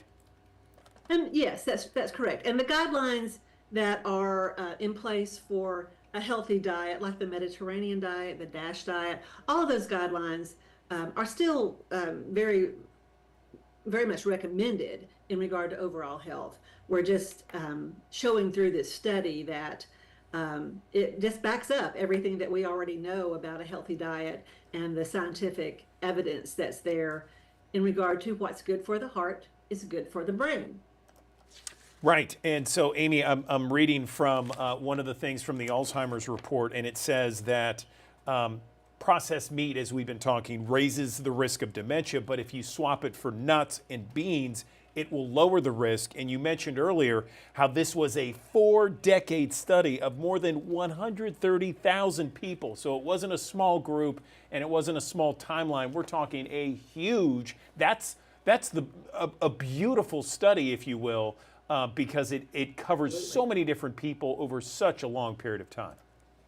Yeah, and it really gives us irrefutable evidence that, again, has been backed up time and time again. There are subsequent studies that are being funded by the Alzheimer's Association, even as we speak, to hone it down and get a better understanding of the impact of things like the processed meats and other dietary factors that we know from past evidence are not healthy, understanding better why exactly it is that these particular things like the nitrites, like the high sodium, do increase our risk. Understanding why the risk is increased can help us understand how to better reduce that risk and mitigate that risk, not just through the elimination or the significant reduction of those products, but also in regard to research in general, understanding the disease better. Okay, and Amy, finally, I want to go to the third aspect, and this was the GLP-1. So this is things like Wegovy, Ozempic, and how it may protect against dementia. Explain the results coming out of this. Yeah, so those studies indicate that the weight loss drugs may have a protective quality for the brain. We also know that those drugs really haven't been on the market for a long time, so we haven't had the opportunity to do really longitudinal studies. But preliminary indicators indicate that there's a very good possibility that there is some protective quality. Now, that doesn't mean that those medications are going to now be the norm for a person who has Alzheimer's to go on those medications. That's not what the takeaway is. The takeaway is that it's yet another avenue of hope, yet another avenue that is being explored. We know that the relationship between what creates risk factors for diabetes and other metabolic diseases are also risk factors for Alzheimer's disease. So knowing that medications that can help mitigate those metabolic type disorders might be indicated in also mitigating Alzheimer's risk and Alzheimer's progression is very encouraging and very significant. Isn't it wonderful when a medication comes on the market that's just not a one-trick pony, that it has a lot of other benefits as well? No, I'm very encouraged by these recent breakthroughs. I think I may have mentioned it to you and perhaps some of your colleagues that my dad has Alzheimer's, and so we go through it as a family together. And I do a lot of things with the Alzheimer's Association and I love learning about these breakthroughs because it's so valuable for so many people out there. Where can our audience look at some of these breakthroughs and kind of read for themselves? Is there a place online? Oh, I'm so glad you asked. Of course there is. Our website is your absolute go-to. It's alz.org, alz.org, that simple. We also have a toll-free helpline at 1-800-272-3900, and I hope that you'll flash that on the screen for us. Both are great resources. I encourage people, especially if you're overwhelmed as a caregiver, and as a caregiver yourself, this is the norm to feel overwhelmed as a caregiver. Sometimes going to the Google net, as they say, can be really scary and intimidating and overwhelming. Even our website, which is 100% evidence-based, if you see it on the Alzheimer's Association website, you know that it's true. You know that it's not a fly-by-night study, a scheme to get you to buy a product or whatever. You know it's legit. So our toll-free number is a great resource too that I think is drastically underutilized. You can ask a question about anything. You can ask a question about what we just talked about today, about the blood test, about whether Ozempic is going to help reduce your risk. It doesn't have to be a deep, intense question. It can be anything you need and want to know about Alzheimer's disease. We are in the business of education and support, along with, of course, funding the research and even providing research studies as well. That's our business. It's what we do. We are here to help. We are here to help in whatever way we can. And that means one-on-one. If it's a one-on-one conversation with our helpline, and it helps even one small bit in helping you understand your risk, mitigating your risk, or understand your role as a caregiver and how to best provide care for your loved one. All those things are so important. And that's why we're here. And we want people to help us do our job. We want to have people that we can serve.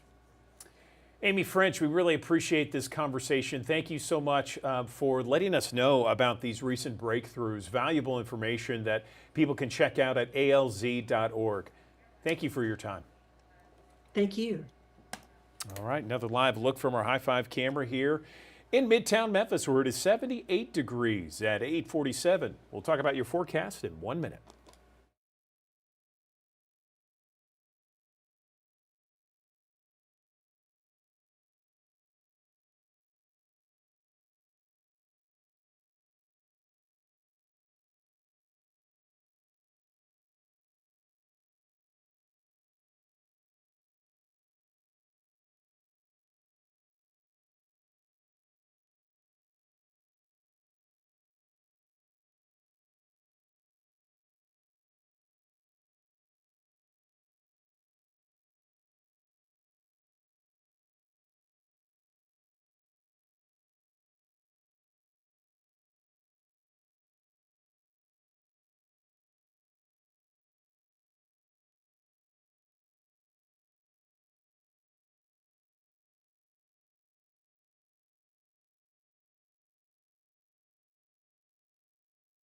Thanks for joining us here on the Action News 5 digital desk here on a Tuesday. We're back to the low 90s, back to reality, if you will, as we go through the course of the next couple of days. Mostly to partly sunny skies here today. We'll get a chance for an isolated shower to sneak back in here this afternoon, but the better rain chance is holding off until likely tomorrow, and really I'd say late tonight into your Wednesday as a frontal boundary approaches. It's a warm front that's going to be lifting across the area. That will help to facilitate a chance for scattered downpours as we go through the course of your Wednesday. We'll see the rain chances tapering off for Thursday. We'll pick it back up again for parts of your Friday, and then even through the weekend, a few isolated showers and rumbles of thunder possible as we go through that time frame. We need the rainfall, though. It's been almost half of a month, almost the last 13 days have been completely dry across the area. We have not seen any rain officially at Memphis International since the beginning of the month. And yeah, we need some rainfall as we go through the next little bit. Of course, we've also got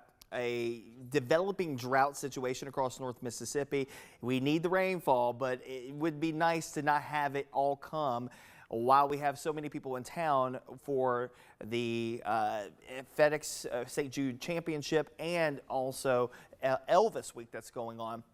But it does look like we get our first bout of rain to come into the fall. We need it, though, and we'll take it while we have it. Here's a look at our First Alert Futurecast for today. A mixture of clouds and sunshine. We may catch a downpour or two later today. It's from a cluster of showers and thunderstorms this morning that's in Kansas. As it's weakening, moving off towards the east and breaking up, we may be able to fire up a shower or two, but it looks like our best rain chances are likely coming along that boundary, getting closer to us as we head towards your Wednesday.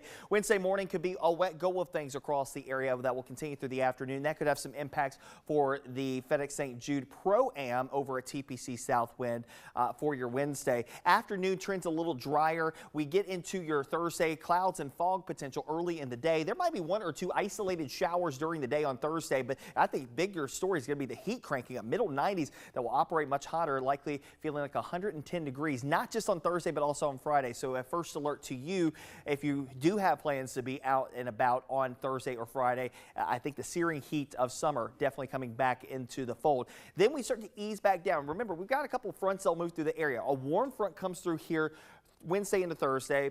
Here comes a weak boundary that drops through here on Friday. It'll knock back the humidity levels a couple of notches for the weekend. It's still going to be hot, low and mid 90s, feels like temperature around 105.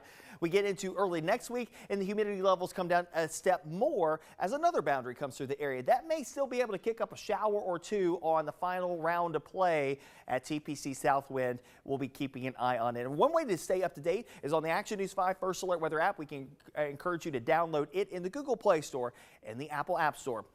Here's a look at the extended forecast for today. 92, a mixture of sunshine this morning, some clouds by the afternoon hours. I think it's going to be more clouds than not heading into your Wednesday, but also the opportunities for scattered showers and storms. The way that tomorrow will set up, it seems like there's going to be a boundary that's going to be nearby to us, mainly to the south and west of us. And just north of that boundary, there's going to be a corridor of showers and thunderstorms that will likely flare up and train down the same corridor for a couple of hours. That corridor could be quite heavy when it comes down to the rainfall potential, so something that we'll keep an eye on for some localized flooding and low-lying poor drainage areas. That's a look at the Pro-Am forecast. Not looking the best right now. We may have to up the rain chances even farther just based off of what we're seeing. It's getting a little bit more intrusive for much of the day on Wednesday, where we could have showers and thunderstorms to contend with. Then we get into Thursday, an isolated shower or thunderstorm chance on Thursday, but I think the bigger story will be the heat, middle 90s, feeling much hotter, like 110 degrees, and that will be the going trend even into Friday. Add in a few more showers and storms on Friday. Saturday, more hit and miss variety for third round play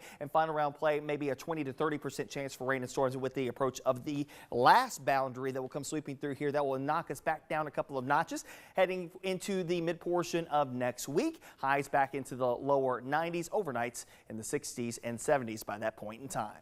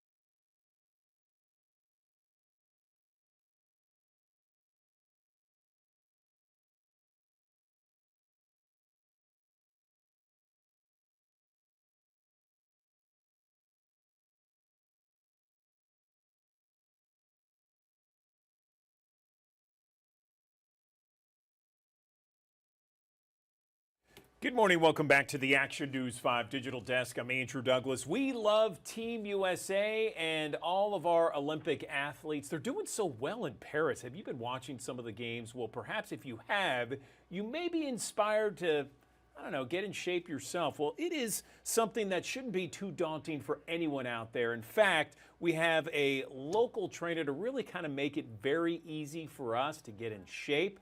I'm joined right now by Kristen Skinner, a personal training leader at Collierville's Lifetime Fitness. Kristen, good morning to you.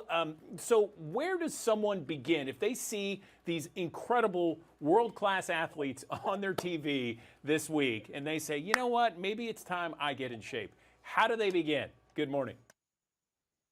Good morning, Andrew. Thanks so much for letting me come on to talk with you today. I was watching the women's volleyball team just this morning, and it is so inspiring. But sometimes we watch these athletes and think that we can just start right away and be at that caliber in a short period of time. So what I would tell anyone is just to start small. At Lifetime, we have even goal setting sessions that we'll do with our members to talk about how to start with just a specific goal, how we can measure that goal, help them achieve that goal in a realistic period of time. So starting small, whatever the goal is. That's a great way to start, just start small. But, I always tell people, hey, the hardest part is getting to the gym. Once I'm there, I'm going to work out. I'm going to have some sort of workout. It might not be the best one, but at least I'm there working out. So the hardest part's getting there for me. Okay, so we set our goals. We set them small. What's the next step? So I'm glad that you said that because you're not alone. Many people struggle with just getting here. So having some accountability along the way is a great idea. If you meet with a trainer here in the gym, or maybe you even have a friend that you set up to have a play date, so to speak, at the gym, y'all come together, but that sets some accountability in place. So once you have that accountability in place, then you want some kind of program so that you're not just coming in. A lot of people feel defeated or they give up really quickly because there's not a plan set in place. So I would say start small, have some accountability, and then let's set up some kind of plan to help you be successful every time you're walking in the door. Yeah, I love that. Two great bullet points there. Small goals, attainable goals, reachable goals, and then accountability. Tell me about diet and how important diet is when it comes to getting in better shape. 100%. It's been said that abs are made in the kitchen, and that's not a lie. It could be said that nutrition is about 80% of it, but that shouldn't be discouraging because knowing what kind of nutrition is also important. That depends on, what kind of sport you're trying to play or what kind of goals you have in the gym. So I would say first and foremost, just starting with the right amount of protein. We've talked about that before on the digital desk is having the right amount of protein can help you recover well, help you to sleep better, but then looking at hydration and getting those electrolytes in, especially when it's really hot outside. So a trainer can help you set up, ideal macros. We can talk about, ideal calories for the goals that you have. It definitely depends on the individual and the sport, the workout that you're trying to do. But an easy place to start is with getting the right amount of protein. Yes, protein is so key. What else can we talk about? So, we have goals, we have accountability, we have nutrition and making sure we get enough protein. What else can we talk about that maybe people are lacking or missing or perhaps not thinking about? So a lot of times, I've talked about this before also, a lot of times, when let's just say, for example, the goal is weight loss, people will just start with cardio alone and they'll leave out the other piece that's crucial is strength training. And vice versa. Some people will just do all strength training and leave off the cardio. And then when it comes time to run to get out of the rain, they don't have the ability to use their cardiovascular system. So both are equally important. But the biggest thing is, let's say, getting out in the community and engaging with the local running community. My daughter and I are participating with a women's run group right now, but we're doing our strength training at the gym. So having a partner to participate with, doing a little bit of both, it's not just all or nothing or one or nothing. But then when it comes down to programming and having a plan in place, Lifetime actually offers a digital app that's completely free. Anybody, you don't have to be a member here. Anybody can download it and use it. And you can start it both for gaining muscle and losing weight, doing your cardio and your strength training all through that app. If you had to split up a week and you had to say, okay, these are the amount of days you should be strength training, these are the amount of days you should be cardio, how do you break it up? That's a great question, and I would definitely say that you want to talk to a certified personal trainer before coming to that conclusion on your own, because one, it depends on the human, depends on the individual, the sports that you play, how active you've been previously, starting off small. But let's just hypothetically say that you've got 4 days out of the week, right? 4 days that you are going to allocate some time. What I would tell anyone is to let your strength training outweigh your cardio. So if you only have time to do 3 days, and you do 3 days of strength training, we would orient that in a way where we could get your cardio in as you're doing your strength training. But definitely you want your strength training to outweigh everything else. I love it. I love it. These are great tips, and we have thousands of people that watch us each and every morning here on the Action News 5 Digital Desk. Anything else, Kristen, before we let you go, that maybe people might not have as top of mind?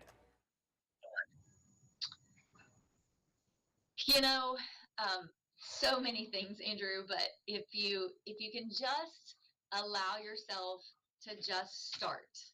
You know, you don't have to have a fancy plan. You don't have to have, all the things in place right away. If you just start, and so many people have seen success on just launch. If you can just get here, get to the gym, get around some accountability, get around people that are going the same direction that you want to go. You'll be surrounded with positive and encouragement.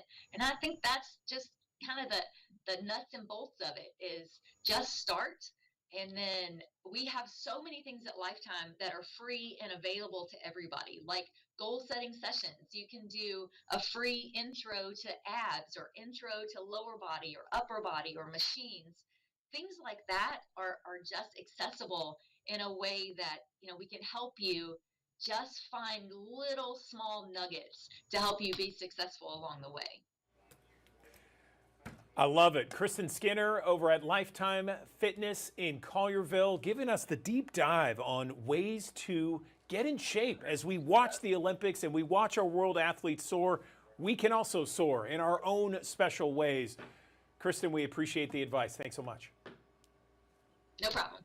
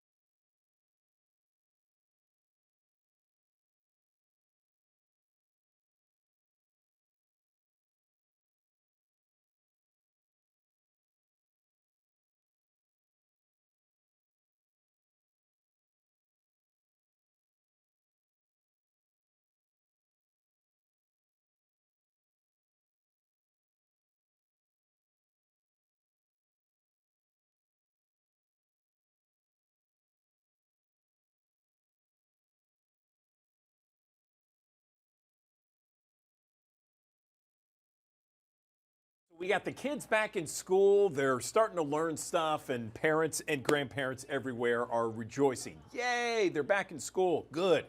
What about their health when they're out on the competition field, when they are competing with others? You want them to do as best as possible. You want them to be great and achieve greatness. But what about the safety and the health of your student athlete, okay? Especially with the heat that we all see here in Memphis and the Mid-South. Let's bring in someone to talk more about it right now. I'm joined by Kyle Lubrano, She is a member of Players Health. It's a sports insurance company joining us on the digital desk. Kyle, thanks so much for joining us here. So where do parents, student athletes, where do they make the biggest mistake when it comes to staying healthy during their competitions? Good morning.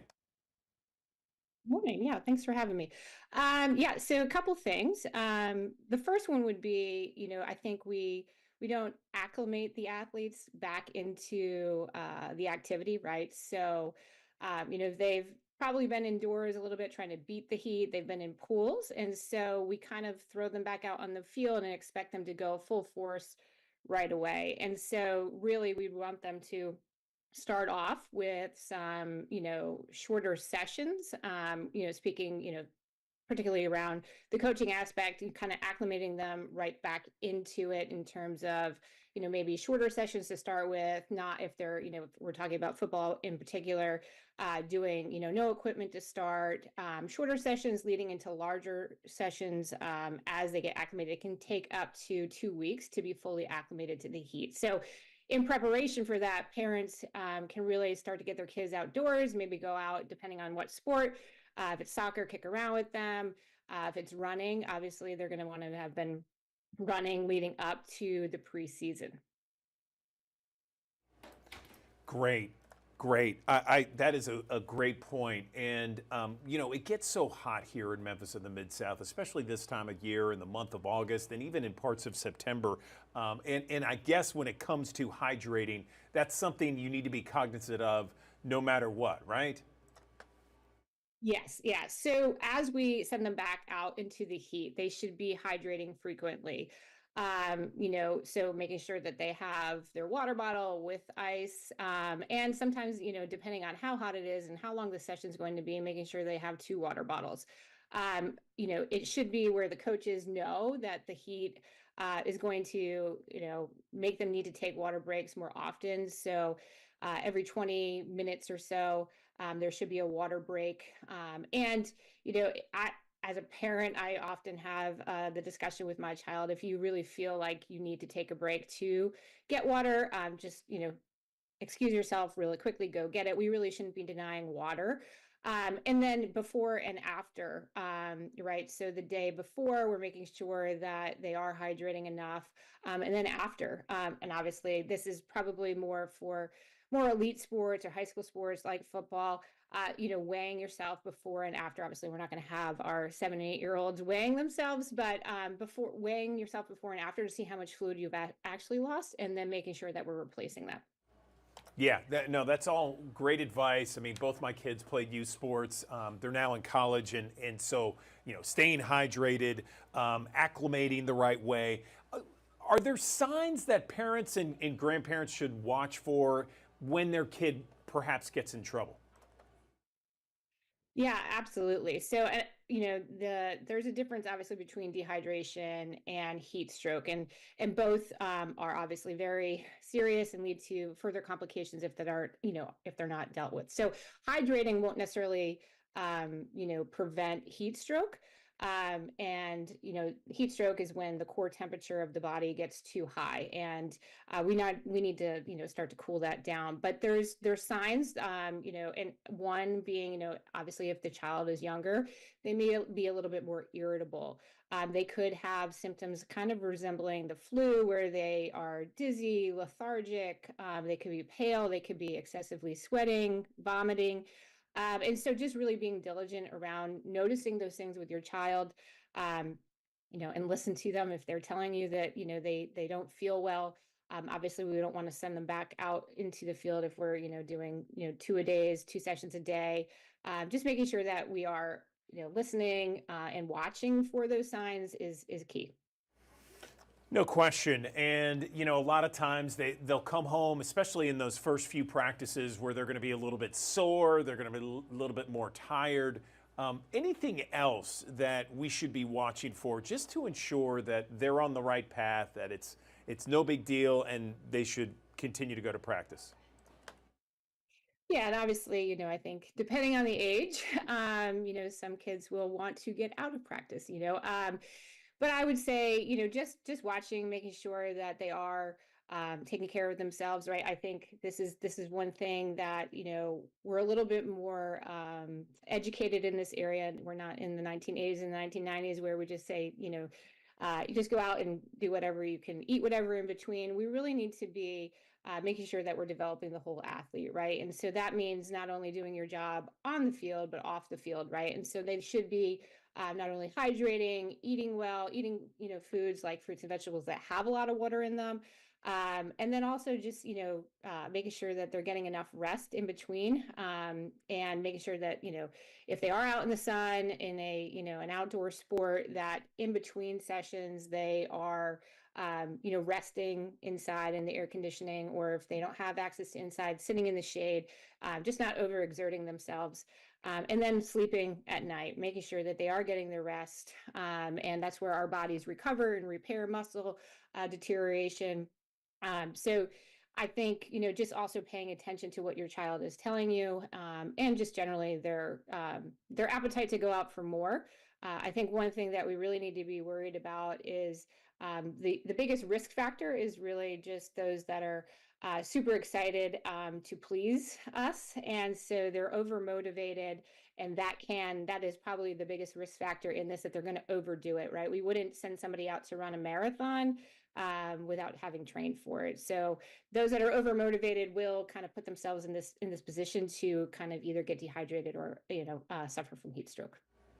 Kyle, this has been great. We've certainly given a lot of information out there to our viewers. We have thousands that watch us each and every morning. Is there a place online where people can go and really kind of look at these various aspects that you've talked about this morning? Yeah, there's a ton of research out there. I mean, I think if a quick Google search of, you know, like heat stroke symptoms, or how to, you know, make sure that you're taking care of young athletes in the heat, you can pull up a lot of variety from different, you know, the Mayo Clinic, different, you know, Cleveland Clinic. And then also I would say, just make sure, you know, whatever organization you are part of, that they have a heat stroke and heat illness policy. And so there's a lot of information out there specific to this that you can, you know, quick Google search will be able to pull up all the information that you need to be able to find on this.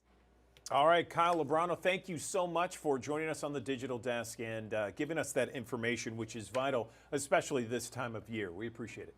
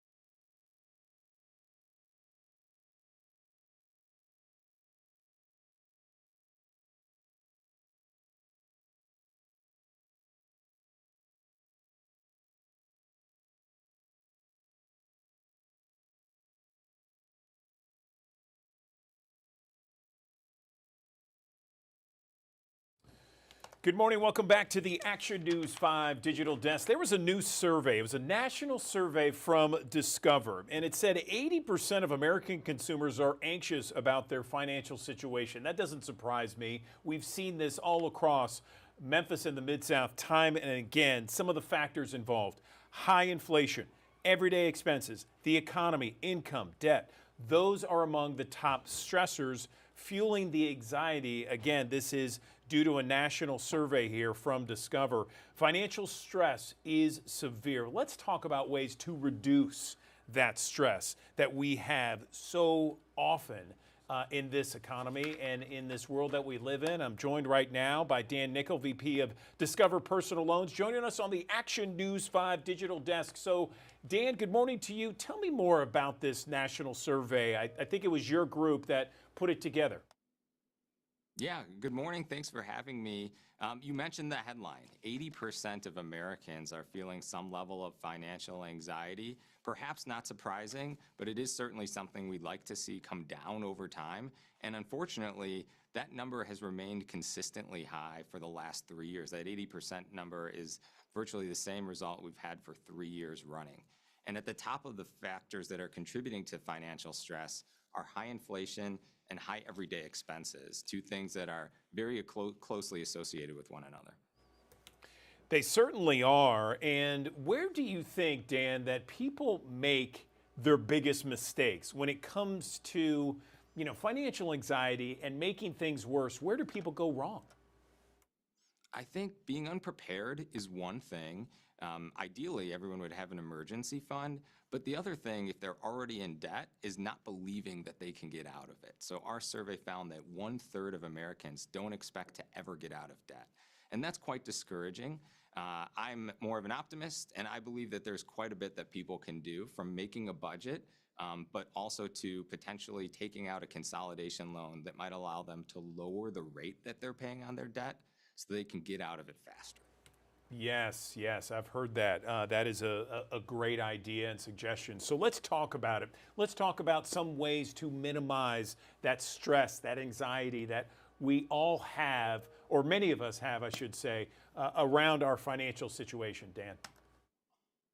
Yeah, so we found that Gen Z, for example, 42% of them don't even want to look at their financial statements or their bank statements. That's not going to be a winning strategy. So you have to get out your bank statements, and you have to start with a solid budget. You want to have a good understanding of everything that's coming in, of course, but also where it's going, so that you can put those dollars to work as hard as they can for you. And if possible, eliminating expenses is going to allow you to allocate more of your hard-earned income towards paying down debt. That's the key. You got to put more towards debt so you can get out of debt faster. So does that mean, I know some people out there that, they'll say, well, I have this huge car payment and I have this mortgage that I got to pay and I got 3 kids and they have their expenses. And so I need to take a second or a third job. I mean, what do you tell someone like that? We have thousands of people that watch here on the Action News 5 digital desk, Dan, and they're probably wondering a little bit of the same. Where do we begin? Yeah, I think that stress is understandable. It's been challenging. Incomes have not kept pace with the rising costs out there. And so you have to be prepared, and you have to understand your options. That's what I tell people, is that they can do it. And they want to look at ways that they can reduce the cost of their debt and be prepared for anything that might come at them in an unexpected way. A water heater can go out at any minute. You have to have a plan so that you're ready to confront those things and not put yourself into a deeper hole. Okay, so if we're doing bullet points right here, it sounds like, and correct me if I'm wrong, it sounds like the top bullet point needs to be create a cash reserve account. And that's for any kind of emergencies out there. Take me through maybe 2 more or 3 more bullet points. Yeah, so an emergency fund is going to give you that cushion for when something comes. That's the top of the list. The next thing is to make a budget. There's so many different budgeting strategies out there, and there's different ways to go about it. But look up the one that you feel most comfortable with, pull out a pencil and paper, and understand each line item of your personal balance sheet. The next thing is to look for opportunities within that budget to allocate more money towards debt. And then the last thing I would say is to look for opportunities to reduce the interest rate you're paying on any debt. A consolidation loan is a great way to potentially get that win. I like it. These are tangible options for our audience out there to start reducing debt and reducing that financial anxiety. Anything else you want to mention, Dan, before we let you go that you haven't mentioned yet? Yeah, what I would say is that when you're choosing a provider for a personal loan, you want to make sure that you pick one with no origination fee. An origination fee erodes how much of the cash from that loan you get in your pocket that you could put towards debt payments. And so if you took out a $20,000 loan and it had an origination fee, you might only get $18,000 in your pocket, but you'd be tasked with paying back the full 20. So look for a provider that's going to offer a loan with no origination fee. Discover Personal Loans is proud to offer such a product, and your audience can check their rate without any impact to their credit score at discoverpersonalloans.com. DiscoverPersonalLoans.com. Managing debt, reducing financial anxiety. Dan Nickel, VP of Discover Personal Loans. Really appreciate the tangible options that you gave us here. Great news you can use. Thanks so very much for coming on the Digital Desk. We appreciate it.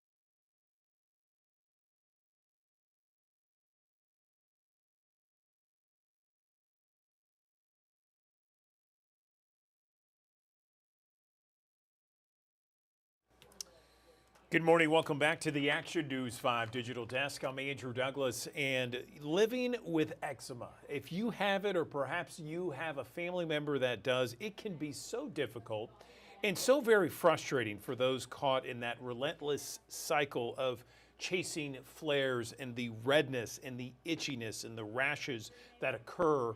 And they can occur anywhere all over the body. The good news is there is a brand new once daily steroid-free cream that can really help manage and help control eczema so you can enjoy your summer and all throughout the year, all the months throughout the year. Let's bring in a board-certified dermatologist to talk about this new once daily cream.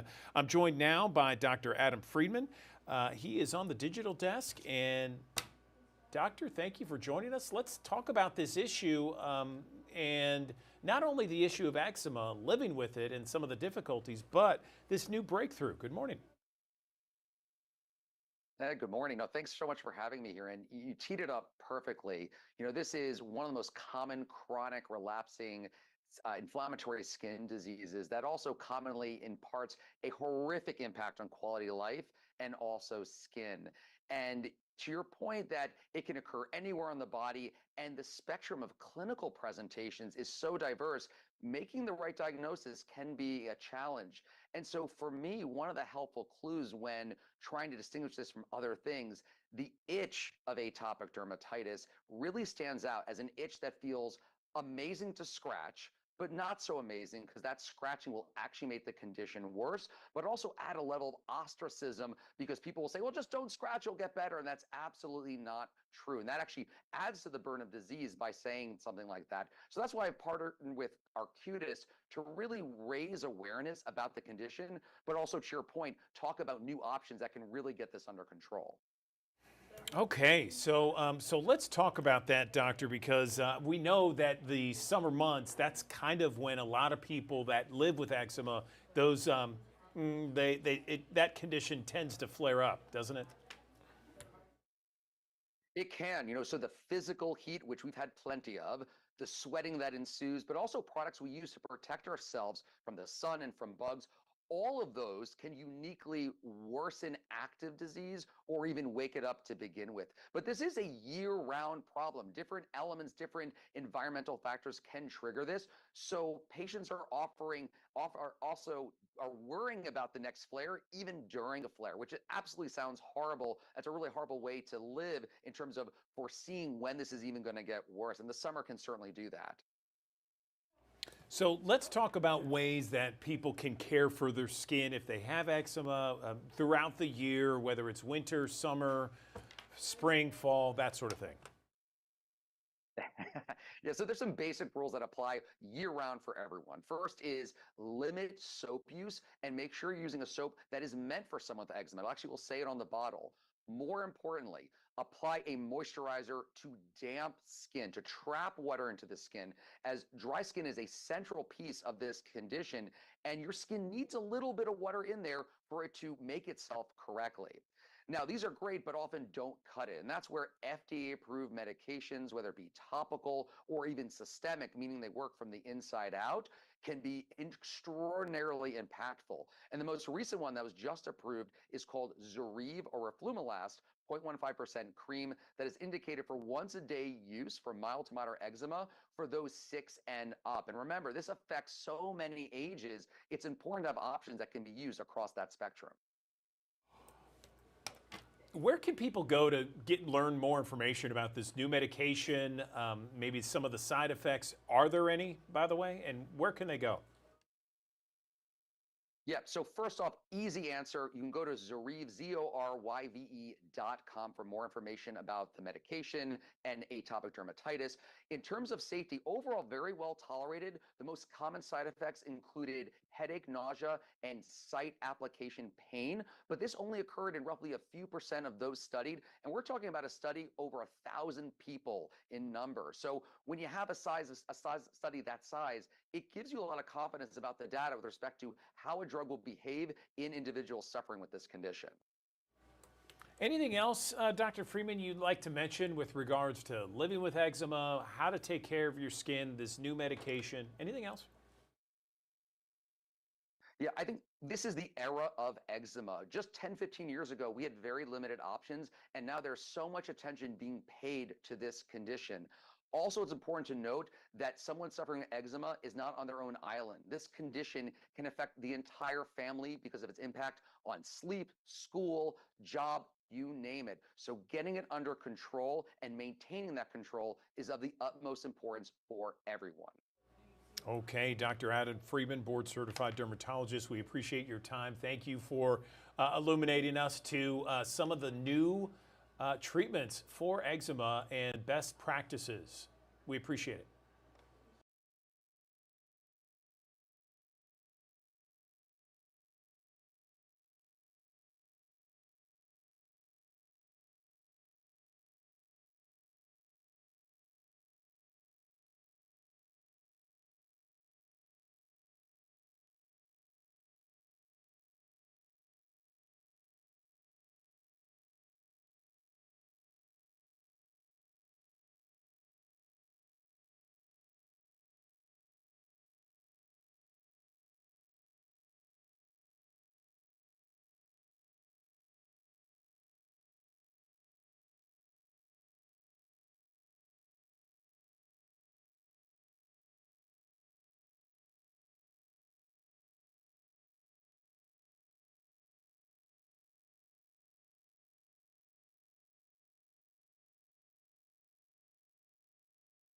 Thanks for joining us here on the Action News 5 digital desk here on a Tuesday. We're back to the low 90s, back to reality, if you will, as we go through the course of the next couple of days. Mostly to partly sunny skies here today. We'll get a chance for an isolated shower to sneak back in here this afternoon, but the better rain chance is holding off until likely tomorrow, and really I'd say late tonight into your Wednesday as a frontal boundary approaches. It's a warm front that's going to be lifting across the area. That will help to facilitate a chance for scattered downpours as we go through the course of your Wednesday. We'll see the rain chances taper off for Thursday. We'll pick it back up again for parts of your Friday, and then even through the weekend, a few isolated showers and rumbles of thunder possible as we go through that time frame. We need the rainfall, though. It's been almost half of a month, almost the last 13 days have been completely dry across the area. We have not seen any rain officially at Memphis International since the beginning of the month. And yeah, we need some rainfall as we go through the next little bit. Of course, we've also got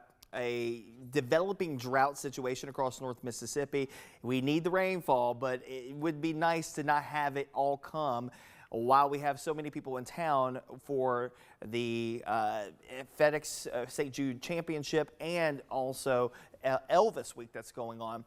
But it does look like we get our first bout of rain to come into the fold. We need it, though, and we'll take it while we have it. Here's a look at our First Alert Futurecast. For today, a mixture of clouds and sunshine. We may catch a downpour or two later today. It's from a cluster of showers and thunderstorms this morning that's in Kansas. As it's weakening, moving off towards the east and breaking up, we may be able to fire up a shower or two, but it looks like our best rain chances likely coming along that boundary, getting closer to us as we head towards your Wednesday. Wednesday morning could be a wet go of things across the area that will continue through the afternoon. That could have some impacts for the FedEx St. Jude Pro-Am over at TPC Southwind for your Wednesday. Afternoon trends a little drier. We get into your Thursday, clouds and fog potential early in the day. There might be one or two isolated showers during the day on Thursday, but I think bigger story is going to be the heat cranking up. Middle 90s that will operate much hotter, likely feeling like 110 degrees, not just on Thursday, but also on Friday. So a first alert to you if you do have plans to be out and about on Thursday or Friday.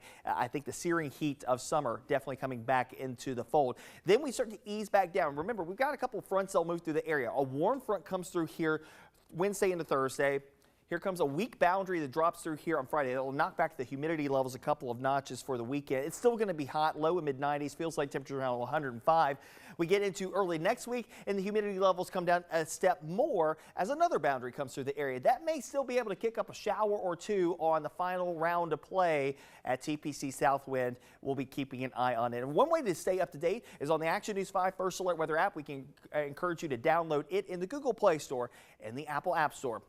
Here's a look at the extended forecast for today. 92, a mixture of sunshine this morning, some clouds by the afternoon hours. I think it's going to be more clouds than not heading into your Wednesday, but also the opportunities for scattered showers and storms. The way that tomorrow will set up, it seems like there's going to be a boundary that's going to be nearby to us, mainly to the south and west of us. And just north of that boundary, there's going to be a corridor of showers and thunderstorms that will likely flare up and train down the same corridor for a couple of hours. That corridor could be quite heavy when it comes down to the rainfall potential, so something that we'll keep an eye on for some localized flooding and low-lying poor drainage areas. That's a look at the Pro-Am forecast. Not looking the best right now. We may have to up the rain chances even farther just based off of what we're seeing. It's getting a little bit more intrusive for much of the day on Wednesday, where we could have showers and thunderstorms to contend with. Then we get into Thursday, an isolated shower or thunderstorm chance on Thursday, but I think the bigger story will be the heat, middle 90s, feeling much hotter, like 110 degrees, and that will be the going trend even into Friday. Add in a few more showers and storms on Friday. Saturday, more hit and miss variety for third round play and final round play, maybe a 20 to 30% chance for rain and storms with the approach of the last boundary that will come sweeping through here. That will knock us back down a couple of notches, heading into the mid portion of next week. Highs back into the lower 90s, overnights in the 60s and 70s by that point in time.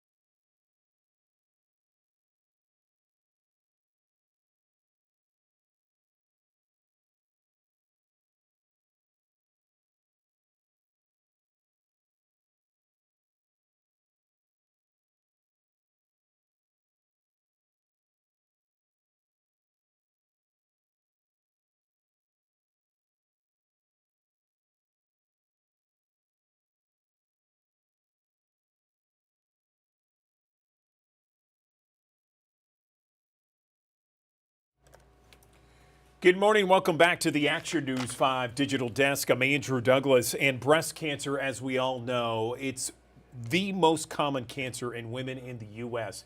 And the HER2 positive breast cancer, that accounts for nearly 20% of all breast cancer diagnoses. But let's talk about a new approach, ways to treat breast cancer with HER2 positive. I'm joined right now by Jonazeb Riaz. He is an oncologist at Oklahoma University Health Stevenson Cancer Center, joining us on the digital desk to talk about his approach to treating breast cancer. Good morning, Dr. Riaz. Let's talk about this treatment because, you know, the treatments can be overwhelming for so many people out there. Can you tell us about the current treatment options? Good morning. Good morning. Yeah, I'm Dr. Riaz, and I'm here on behalf of Genentech to create some awareness. And like you said, HER2 positive breast cancers are very common. About 20% of all cases of breast cancer are HER2 positive. Oh, we just lost him. I don't know what happened. That is something that just happened. Let's see if we can grab him. We'll be back in 1 minute on Action News 5's Digital Desk.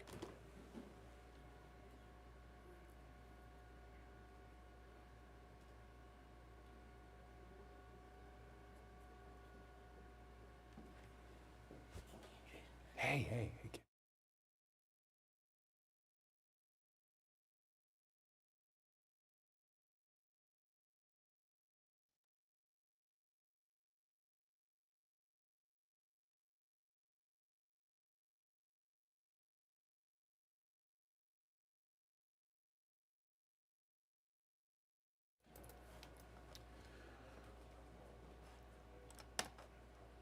All right, welcome back to the Action News 5 Digital Desk.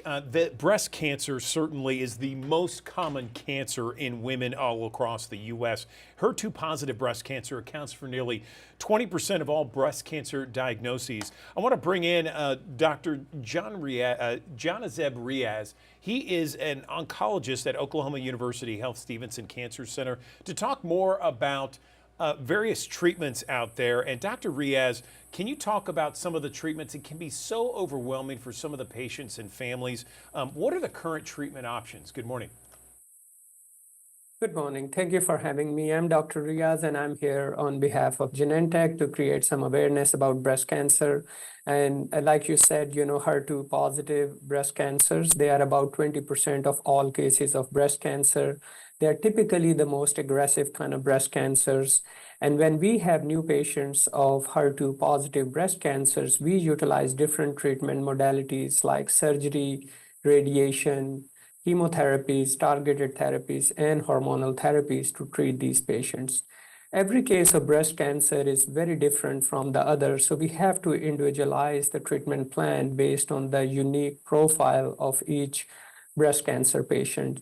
For example, for HER2 positive breast cancers, we typically use a combination of chemo medicines and targeted medicines to treat these patients. And these medicines are administered either before or after surgery, and they lead to improvement in the outcomes for these patients. And these medicines are typically administered through an IV route, and people come to our cancer center and they spend a few hours at our cancer center getting these medicines. However, before we get into the treatment, it is very important that the patient understands that what type of breast cancer they have, because no two breast cancers are same, and each person's breast cancer may be very different from the other person.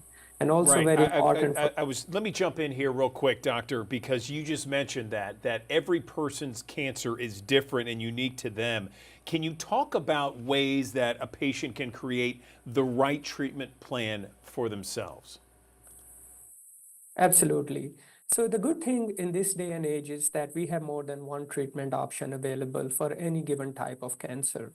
So for patients, it's very important to understand their cancer and then have an informed discussion with their treating doctor as to how many treatment options are available. Each option the patient may pick may have its own unique set of pros and cons. That's why they have to know all the options.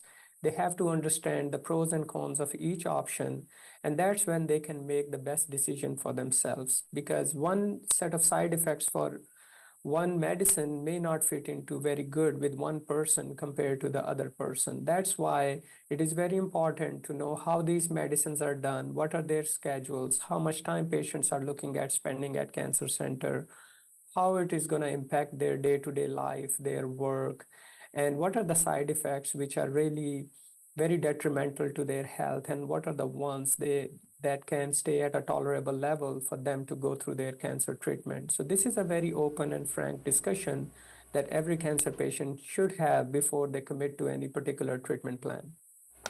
So let me ask you this, doctor. What are the most critical things that breast cancer patients need to know when they begin their treatment? So every patient, like I said, has a very unique cancer, and it is very important to know the detail of that cancer. Each person should know what is their estrogen and progesterone receptor status. They should know what is their HER2/neu status. They should know what are all the treatment options available, what are the side effects of those treatments, how many chemo medicines they're gonna be getting, how many targeted medicines they're gonna be getting, over how much time frame the treatment gonna last, because some of these treatment can last for months. So it's a huge commitment they have to put up. Some treatment plans are shorter compared to others, and how it is going to affect their family, how it's going to affect their work-life balance. They have to factor into all these things before they make a decision. And this is something that they need to talk to their treating doctor to develop insight into all the options, and that's how they can make an informed decision. I was going to say, Dr. Riaz, you know, we have thousands of people that watch us each and every morning here on the Action News 5 digital desk. And if someone is about to go through treatment, and perhaps you mentioned all this, but what are the most important questions they need to ask their doctor before treatment? Absolutely. So all patients who have a new diagnosis of cancer, they should sit with their doctor and they should first learn about their cancer. Then secondly, learn about all the medicines that are involved, which the doctor will be using to treat them. They should learn about what are the short-term and long-term side effects of these medicines. For example, the targeted medicines that we use, they can cause side effects like affecting the heart or the lungs. They can cause inflammation in the lungs. They can cause hair loss. They can cause nausea and diarrhea. And every person's sensitivity is very different to these side effects. So having a detailed knowledge about all these different factors is very important, which they can only learn by discussing this with their doctor and asking the right questions to the doctor.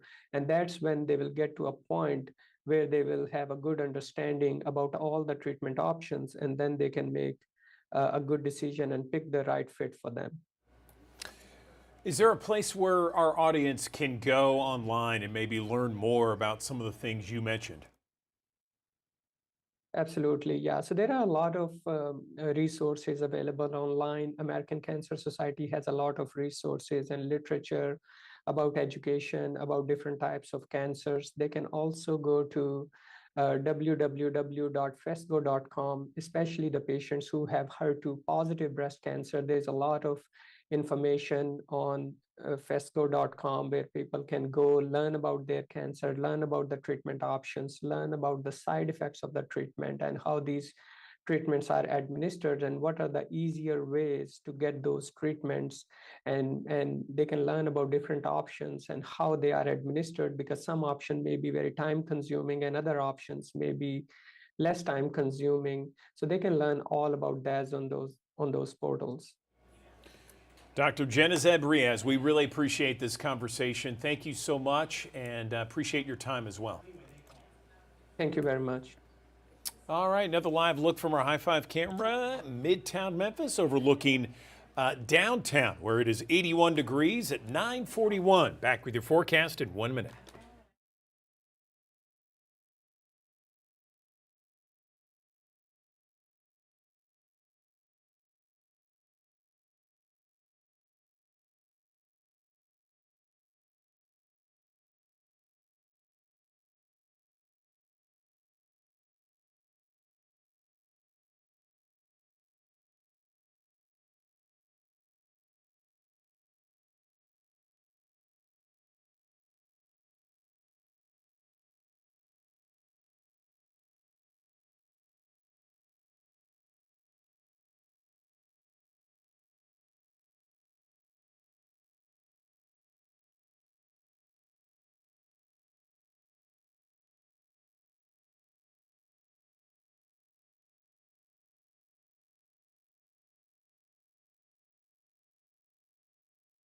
Thanks for joining us here on the Action News 5 digital desk here on a Tuesday. We're back to the low 90s, back to reality, if you will, as we go through the course of the next couple of days. Mostly to partly sunny skies here today. We'll get a chance for an isolated shower to sneak back in here this afternoon, but the better rain chances holding off until likely tomorrow, and really I'd say late tonight into your Wednesday as a frontal boundary approaches. It's a warm front that's going to be lifting across the area. That will help to facilitate a chance for scattered downpours as we go through the course of your Wednesday. We'll see the rain chances tapering off for Thursday. We'll pick it back up again for parts of your Friday, and then even through the weekend, a few isolated showers and rumbles of thunder possible as we go through that time frame. We need the rainfall, though. It's been almost half of a month, almost the last 13 days have been completely dry across the area. We have not seen any rain officially at Memphis International since the beginning of the month. And yeah, we need some rainfall as we go through the next little bit. Of course, we've also got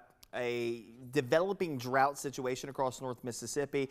We need the rainfall, but it would be nice to not have it all come while we have so many people in town for the FedEx St. Jude Championship and also Elvis Week that's going on.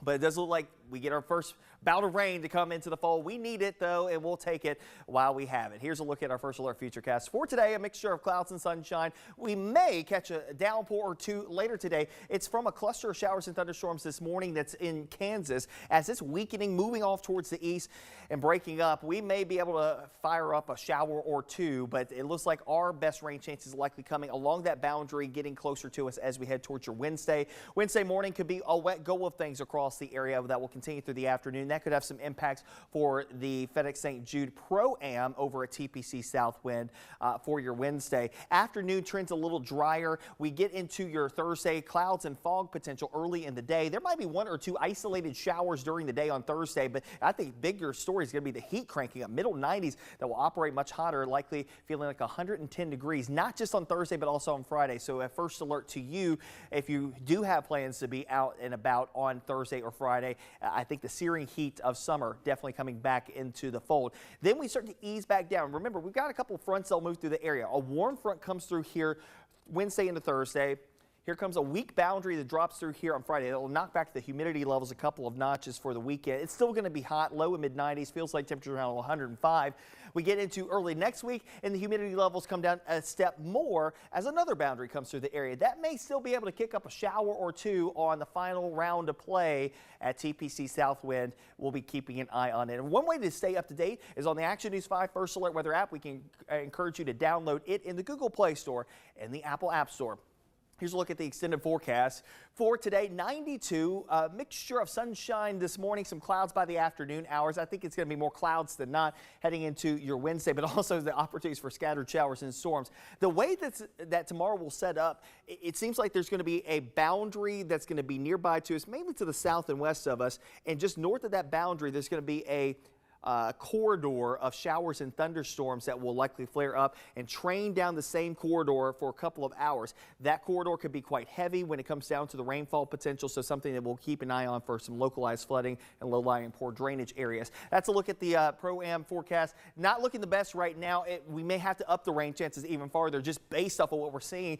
It's getting a little bit more intrusive for much of the day on Wednesday, where we could have showers and thunderstorms to contend with. Then we get into Thursday, an isolated shower or thunderstorm chance on Thursday, but I think the bigger story will be the heat, middle 90s, feeling much hotter, like 110 degrees, and that will be the going trend even into Friday. Add in a few more showers and storms on Friday. Saturday, more hit and miss variety for third round play and final round play, maybe a 20 to 30% chance for rain and storms with the approach of the last boundary that will come sweeping through here. That will knock us back down a couple of notches, heading into the mid portion of next week. Highs back into the lower 90s, overnights in the 60s and 70s by that point in time.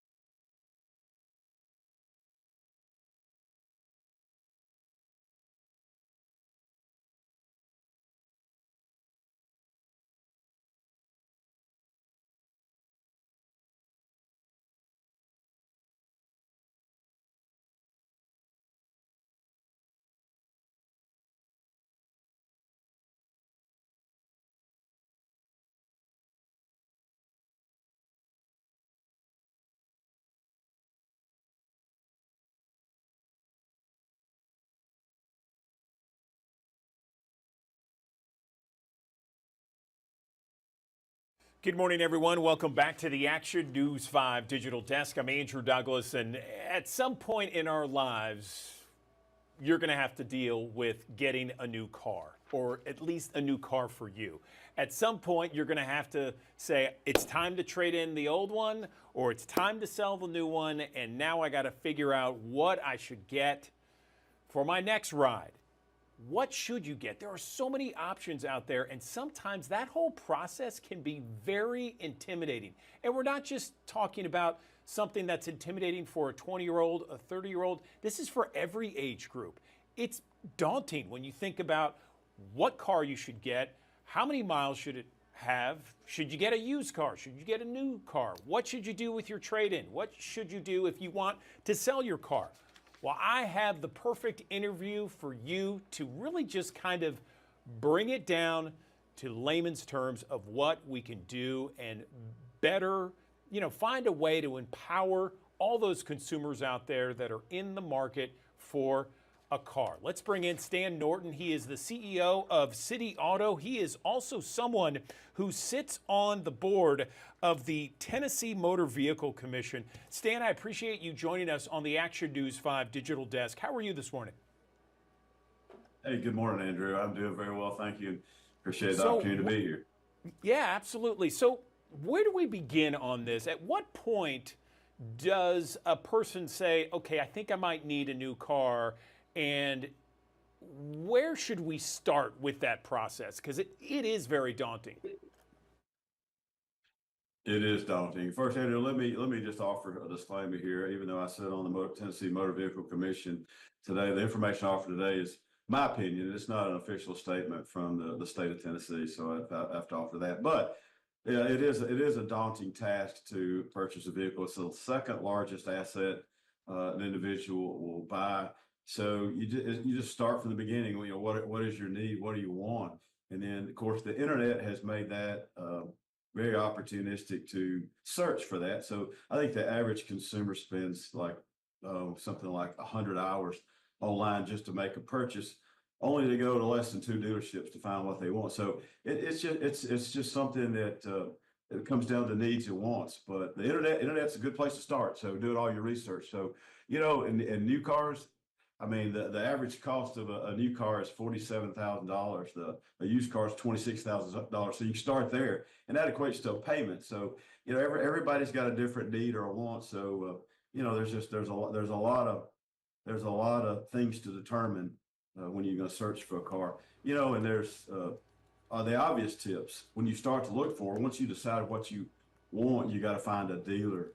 And I would recommend finding a licensed dealer, someone who's reputable, and you can find that by searching online. There's all kinds of reputation tools online, like the Better Business Bureau. There's Google reviews.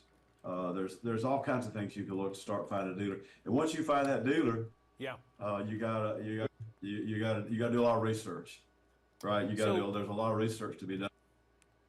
Yeah, let me ask you something, Stan. Let me just jump in real quick. I know that there are some times, and this is just a question, some times of the year are better than others to be in the market for a new car or a used car. Can you talk a little bit about that, maybe when the best times are during the year? I get that question asked a lot. There's really not a better time. I mean, I've been doing this 38 years. The model changes can be an opportunity to find a better deal if there's a transition in the body style. But I mean, that's a tough one. Really, there's no really good time. I mean, I hear the end of the year closeouts. I guess I can't say there's really a better time to buy a car. Now, we just went through the pandemic, and that created some challenges from supply and demand. But, the supply and demand is pretty consistent now and it normalized. But I mean, really not a good time. The time is just, when is the best time for you? There's not really a peak or a valley for the supply and demand of that. So I guess I say there's not a better time than today. Today's a good day to buy a car. What about being in the car market? At what point do you, the consumer, the driver, say, I think I may need a new car? Are there some factors involved that that the consumer needs to ask themselves and then answer themselves and say, okay, yeah, I might be in the I might need a new ride? Well, I think everybody's always looking for a car. It's like shopping for clothes. People drive down the street and they see something they like. So subconsciously, people always aspire to buy something new, but it comes down to wants and needs. And one of the things we see quite often is a person that they pay their car off and they don't have a car payment, but they start occurring deferred maintenance issues. Things start to break because typically when they pay their car off, it's got higher miles. So, it's a variation of things. It's wants and needs, but I mean, we see it all, but more importantly, when they start breaking, people want to get rid of, we have City Auto, we have 2 service departments, and we find people when they get a very high repair bill for something, the first thing they say, I think I'd be better off just going ahead and trading it. So, but and then you got some people who like to trade every year to get a new car. So, it's just a wide variety of why anybody wants to shop, but thankfully they like to shop every day. It keeps us in business. So that brings me to my next question. What is the difference? Like, when do we decide, okay, we should sell our car out there on the market, maybe an online platform, or trade it in for that new ride that we want? Well, the internet has given us a lot of options over the past years, because it used to be you'd have to call your banker, they'd give you a book value, excuse me, and you go to the dealership and you'd explain, hey, I've got a book value. Well, they wouldn't tell you where to go get that book value, but now you have that opportunity. You can go do an online search, and there's a multitude of platforms that can give you an offer online, and they'll bring you a check and pick up the car. So but I would recommend as a consumer, that's the first thing you do is if you've got to trade in, is try to find out what it's worth, so when you show up to the dealership to trade it, you have a pretty good idea of what they're supposed to give you, because you have gone online and gotten bids. And so it makes it a lot easier for the consumer. It takes a lot of the pressure off the car buying experience, because that's part of the negotiation. What are you going to sell me your car for, and what are you going to give me for mine? And so this opportunity to go online takes care of that. So it's made our jobs easier, as well as just the overall shopping online. When I said the average consumer goes to less than 2 dealerships to buy a car, that's because they've already gone online and they've compared prices and all the options they're looking for online. So a consumer has every tool at their fingertips to go to shop for a car. You just spend all that time doing research online, finding out what it is you want, the color, the miles, the equipment, the price, because it's all right there at your fingertips. And then you can shop for price as well. And then you get your valuation tools done online. So, I mean, it's pretty easy. It's made the car buying experience a lot simpler for the consumer, because they come to the dealership prepared to buy a vehicle. Right, exactly. We have thousands of people that watch us each and every morning here on the Action News 5 digital desk stand. And, you have said it several times that people need to do their research, their homework online first. That's best practices for someone that's in the car market. If you had maybe 2 or 3 other bullet points to give to consumers out there who are in the car market after, doing your research online, what else would you tell them? Well, if you're going to buy a used car, and I find this all too often in my sector, in my business, and also we see it from the commission's perspective as well, is dealers. I would never buy a car from a dealer that sold a used car that sold it as is.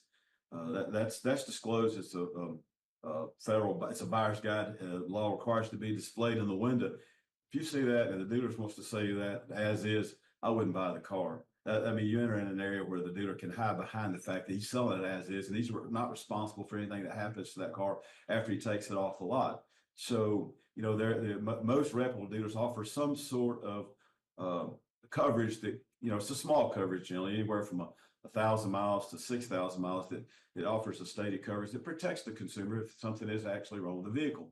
Now, there is all the other opportunities to extend that coverage further, but I mean, just beware. Don't, if you do buy a car as is, absolutely take it and let a mechanic check it out. Don't just take the dealer's word for it. I mean, there's a lot of good dealers out there. At City Auto, we work hard in our reputation. We've been in business 38 years to try to take care of our customers, and there's mostly dealers do that, but there are some characters out there that don't follow the rules, and they hurt the consumers. So that would be a tip for sure, is make sure you don't buy a vehicle as is. But also, when you're shopping online, look for the dealer. There's a lot of information. Dealers all have online reputations, And it's easy to find it through, you know, the different platforms like Google or the Better Business Bureau. So if you'll look at those things, you know, nobody's perfect, you know, you're going to have issues because they're vehicles and they're man-made and they do break. But what makes a dealer different is how they handle that after the fact. You know, do you care about your customer? Are the customer going to be taken care of?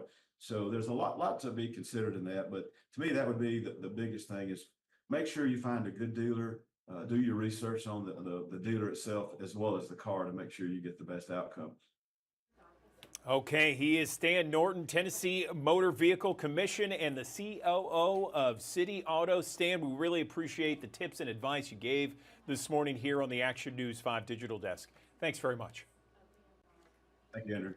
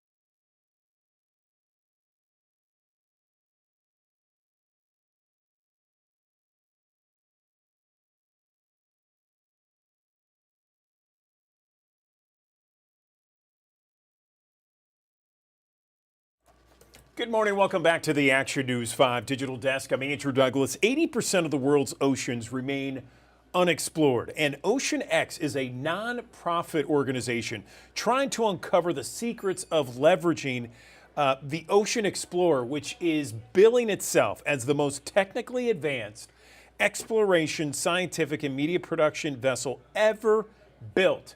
And I want to learn more about this vessel because it sounds fascinating. There's a 6-part series that's been done on or with this vessel. I'm joined right now by Maddie Rodriguez from OceanX and Eric Stackpole, Ocean Technology Innovator.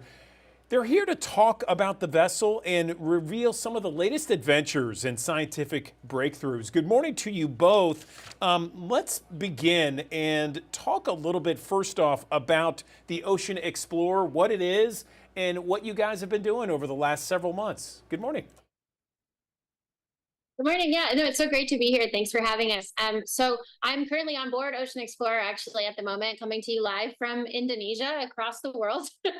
And Ocean Explorer truly is the most advanced research and media platform ever built. We combine cutting edge technology to explore the most remote parts of this planet, the deep ocean, with captivating and compelling media, Hollywood production caliber media capabilities to not only do the science, conduct the research, make the discoveries, explore the oceans, but bring all of that discovery and exploration and research back to the world through compelling and captivating media. That sounds amazing. I love it. I'm fascinated by it. And I'll just leave these questions up to you guys, and then you guys kind of figure out who should answer it best. But I understand you guys have been doing a lot of explorations and a lot of discoveries. Can you tell us a little bit about some of the more recent expeditions, what you've discovered that would be fascinating to our audience here? Yeah, absolutely. So OceanX and Ocean Explorer travel all over the world, working with partners in the countries that we visit to explore and make discoveries. And we work on scientific research in the deep sea and also in coastal ecosystems and try to understand the connection between the two. Probably one of the most exciting projects we did in recent memory on board was actually the 6-part docuseries Ocean Explorer. So those were real expeditions that we actually undertook on board the ship. And Eric, maybe you can say a little bit about those and the excitement around those. Yeah, sure. I was an honor to be a part of this. I'm one of the 4 explorers on this show, and I'm not an actor. I'm just a nerd. Honestly, I come from Silicon Valley, and I built my career on designing tech gadgets that are used to explore the deep. So when they gave me the call, hey, James Cameron's producing this show about exploration. They want to feature not just the natural history, but also show the people who are part of how exploration is done. I couldn't say no. We took the ship from the Caribbean up through the Azores, all the way into the Arctic. We got within 500 miles of the North Pole. And we filmed all these different things along the way. Each episode is going to be showing a new mission, a new thing that we were doing with scientists to try to uncover the unknown. And I'm so excited for it to be finally airing after years of production. It's going to be coming out this Sunday and then Monday on Disney Plus. Okay, so Disney Plus. Okay, I got it. Yeah. So I mentioned on the top that 80% of the ocean remains unknown, and I know that there's always a curiosity out there as explorers to just kind of figure out what is in that 80%, what we can gain from all of that. How does Ocean Explorer contribute to that mission? Absolutely. I mean, that is the core of our mission, to discover the world's oceans and bring that discovery back to the world. So 80% of the world's ocean remains unexplored. And actually, we know less about our own planet than we do about the surface of the moon, for example.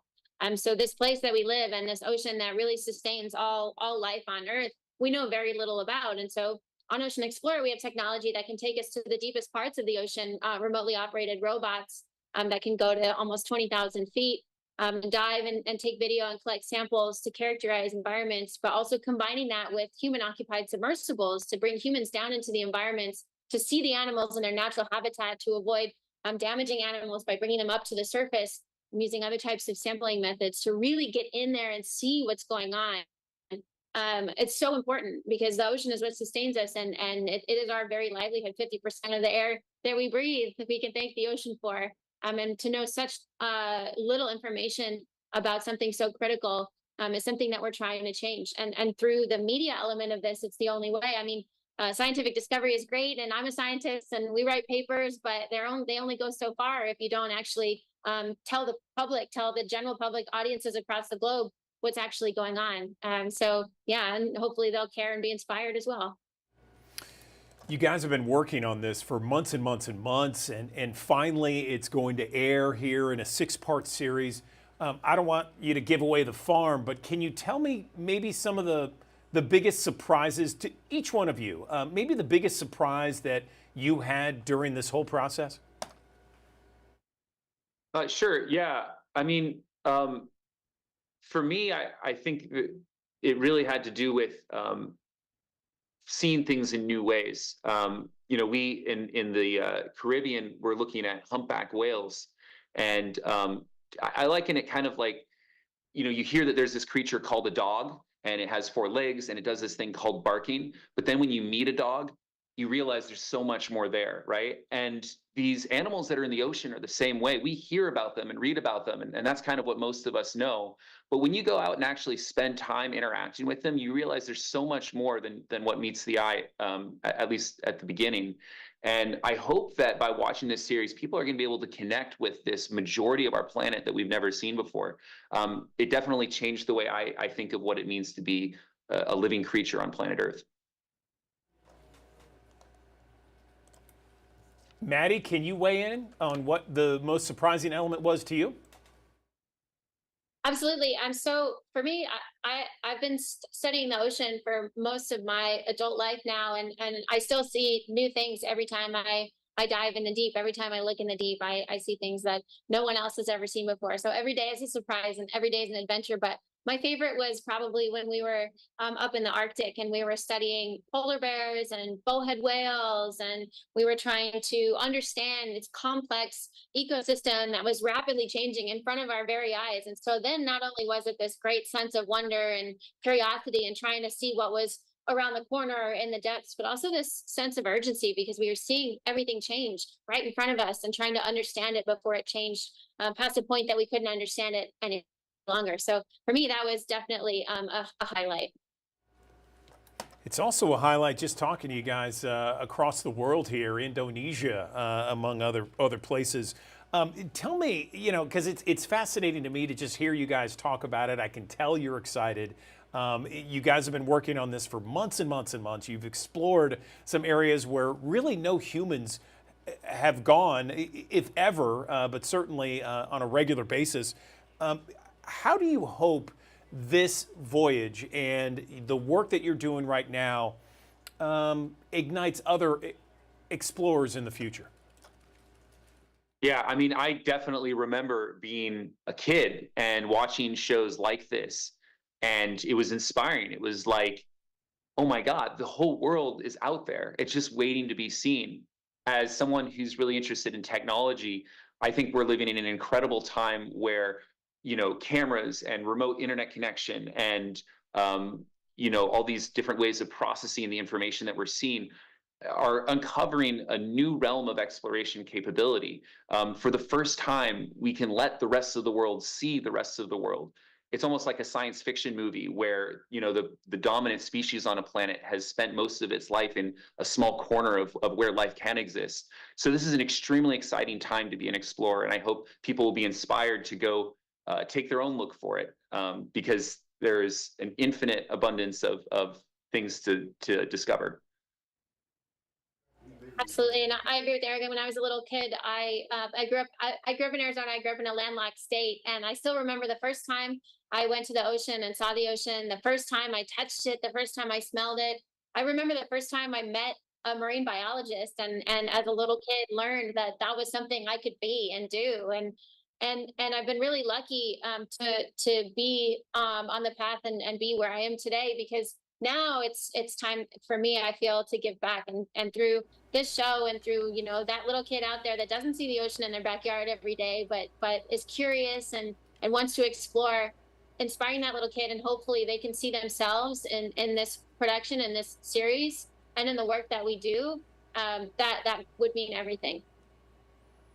Well, Maddie and Eric, congratulations on your success here. I mean, you're partnering with National Geographic, James Cameron, the BBC. You've created this 6-part series here, Ocean Explorers.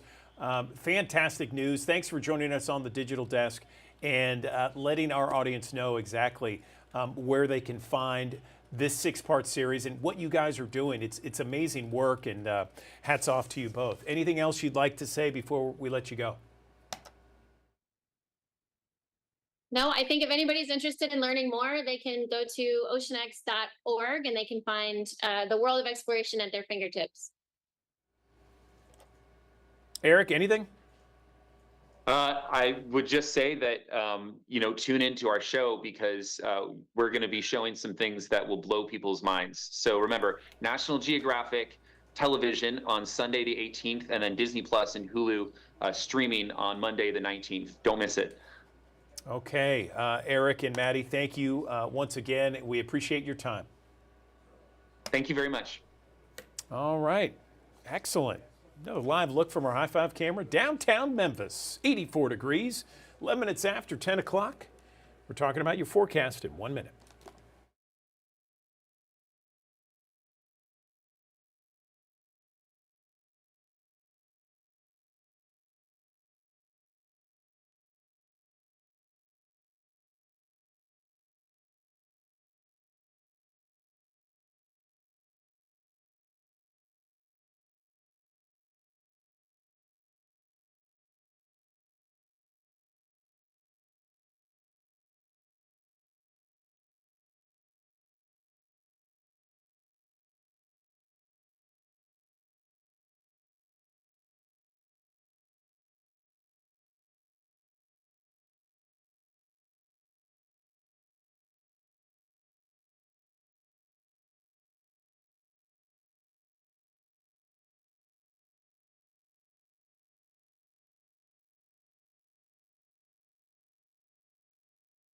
Thanks for joining us here on the Action News 5 Digital Desk here on a Tuesday. We're back to the low 90s, back to reality, if you will, as we go through the course of the next couple of days. Mostly to partly sunny skies here today. We'll get a chance for an isolated shower to sneak back in here this afternoon, but the better rain chance is holding off until likely tomorrow, and really I'd say late tonight into your Wednesday as a frontal boundary approaches. It's a warm front that's going to be lifting across the area. That will help to facilitate a chance for scattered downpours as we go through the course of your Wednesday. We'll see the rain chances tapering off for Thursday. We'll pick it back up again for parts of your Friday, and then even through the weekend, a few isolated showers and rumbles of thunder possible as we go through that time frame. We need the rainfall, though. It's been almost half of a month, almost the last 13 days have been completely dry across the area. We have not seen any rain officially at Memphis International since the beginning of the month. And yeah, we need some rainfall as we go through the next little bit. Of course, we've also got a developing drought situation across North Mississippi. We need the rainfall, but it would be nice to not have it all come while we have so many people in town for the FedEx St. Jude Championship and also Elvis Week that's going on. But it does look like we get our first bout of rain to come into the fall. We need it, though, and we'll take it while we have it. Here's a look at our First Alert Futurecast. For today, a mixture of clouds and sunshine. We may catch a downpour or two later today. It's from a cluster of showers and thunderstorms this morning that's in Kansas. As it's weakening, moving off towards the east and breaking up, we may be able to fire up a shower or two, but it looks like our best rain chances are likely coming along that boundary, getting closer to us as we head towards your Wednesday. Wednesday morning could be a wet go of things across the area that will continue through the afternoon. That could have some impacts for the FedEx St. Jude Pro-Am over at TPC Southwind for your Wednesday. Afternoon trends a little drier. We get into your Thursday, clouds and fog potential early in the day. There might be one or two isolated showers during the day on Thursday, but I think bigger story is going to be the heat cranking up. Middle 90s that will operate much hotter, likely feeling like 110 degrees, not just on Thursday, but also on Friday. So a first alert to you if you do have plans to be out and about on Thursday or Friday. I think the searing heat of summer definitely coming back into the fold. Then we start to ease back down. Remember, we've got a couple of fronts that'll move through the area. A warm front comes through here Wednesday into Thursday. Here comes a weak boundary that drops through here on Friday. It'll knock back the humidity levels a couple of notches for the weekend. It's still going to be hot, low and mid 90s. Feels like temperature around 105. We get into early next week, and the humidity levels come down a step more as another boundary comes through the area. That may still be able to kick up a shower or two on the final round of play at TPC Southwind. We'll be keeping an eye on it. And one way to stay up to date is on the Action News 5 First Alert Weather app. We can encourage you to download it in the Google Play Store and the Apple App Store.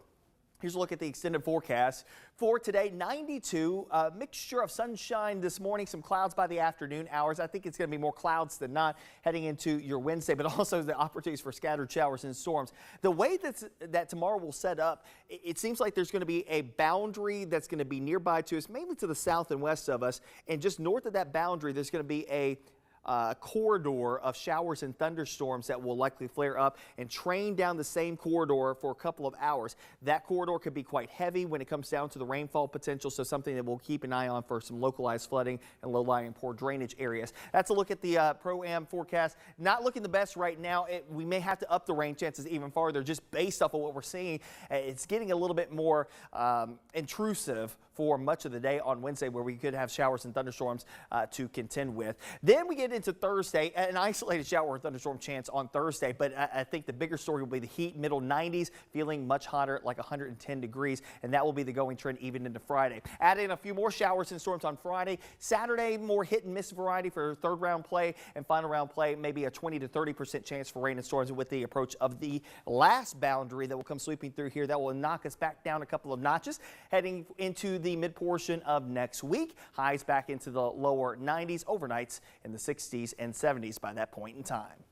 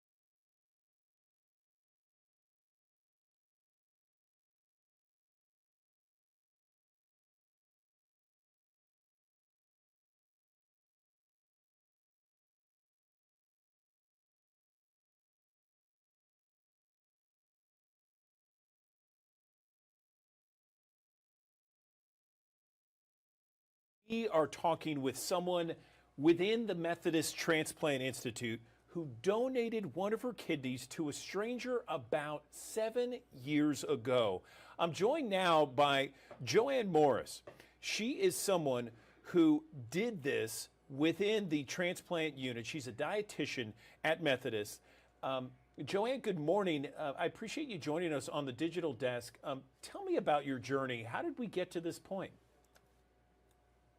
Well, good morning. Thank you for having me and letting me share a little bit about my story in organ donation. So I've been a dietitian at Methodist here for 11 years, and it was never on my bucket list or something to do to give away a kidney to a stranger, but working with patients day in and day out in our transplant clinic, I just felt like I was better educated and aware about the critical need of needing more living donors, and then also seeing the joy of people receiving their kidneys. And I just felt called by God, this is something that I needed to do. That is amazing, and it's an incredible selfless act. I appreciate you sharing your story with us. And so was it just working day in and day out at the Transplant Institute where you just felt called to give your kidney to a stranger?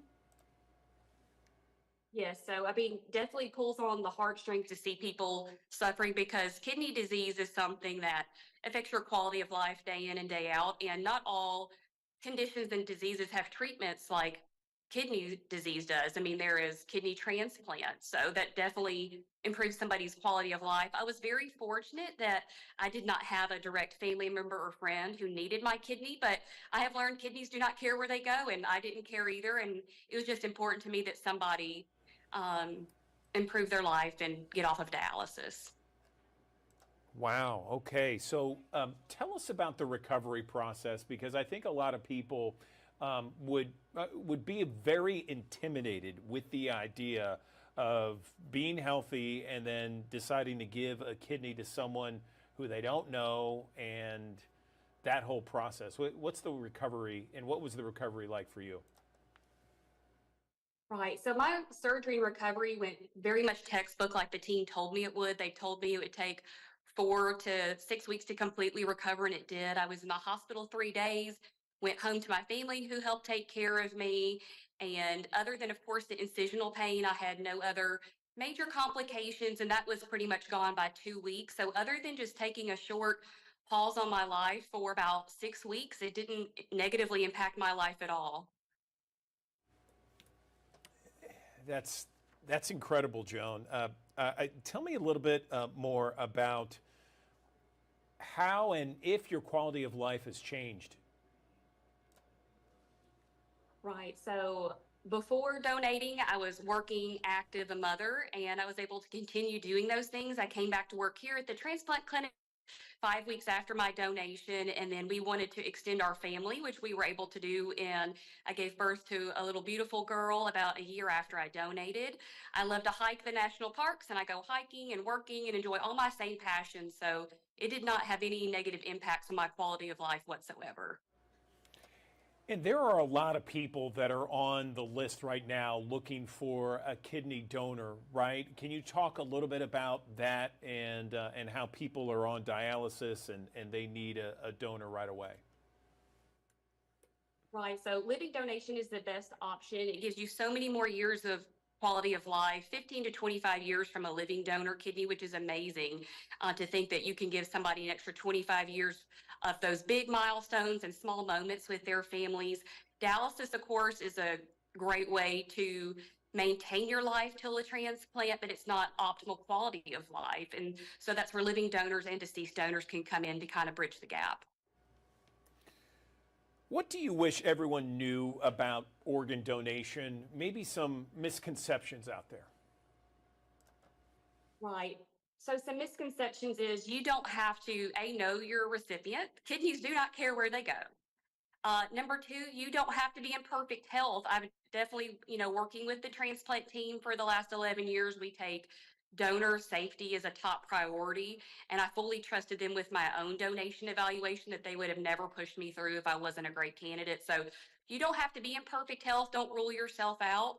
You also don't have to be a remarkable or completely inspirational person. You can just be a regular person like me to do this. And it's been one of the most joyful things I've ever done. And I don't ever have any regrets with my donation.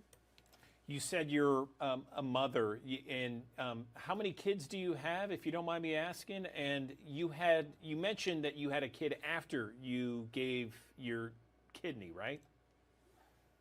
I did. So when I donated, I had a 2-year-old beautiful boy who is going to be 10 this summer. And then it was definitely important to me and my husband that we wanted to still extend our family after I donated. So for donor safety, most transplant teams ask mothers consider waiting 6 months to a year after donating to have another child. And then I gave birth to my beautiful little girl about a year after I donated. Wow. Okay. Is there a place where someone can go online and just kind of learn more about, not just your story, just the whole process? Correct. So you, of course, can learn at our Methodist Hospital University website. And then you can go to the bigaskbiggive.com or the National Kidney Foundation. There's so many good quality resources that patients can learn about living and deceased donation. So especially if you're feeling called to do that, educate yourself.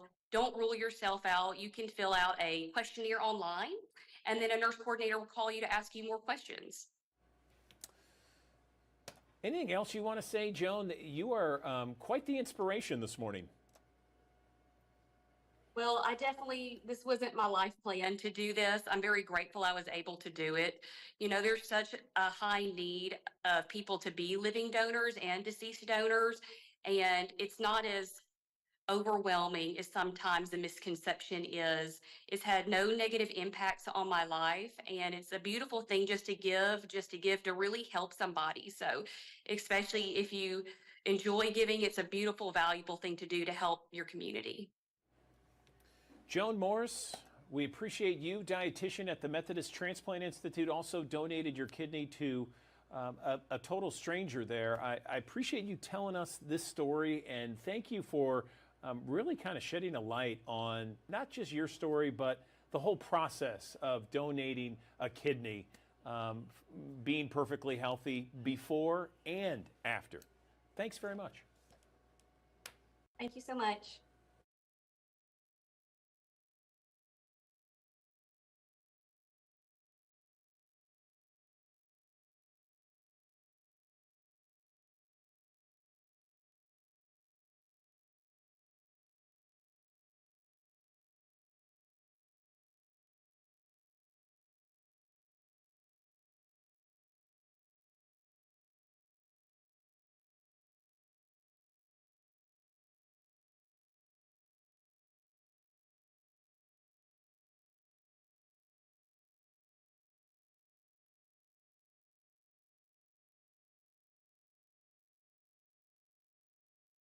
Thanks for joining us here on the Action News 5 digital desk here on a Tuesday. We're back to the low 90s, back to reality, if you will, as we go through the course of the next couple of days. Mostly to partly sunny skies here today. We'll get a chance for an isolated shower to sneak back in here this afternoon, but the better rain chance is holding off until likely tomorrow, and really I'd say late tonight into your Wednesday as a frontal boundary approaches. It's a warm front that's going to be lifting across the area. That will help to facilitate a chance for scattered downpours as we go through the course of your Wednesday. We'll see the rain chances tapering off for Thursday. We'll pick it back up again for parts of your Friday, and then even through the weekend, a few isolated showers and rumbles of thunder possible as we go through that time frame. We need the rainfall, though. It's been almost half of a month, almost the last 13 days have been completely dry across the area. We have not seen any rain officially at Memphis International since the beginning of the month. And yeah, we need some rainfall as we go through the next little bit. Of course, we've also got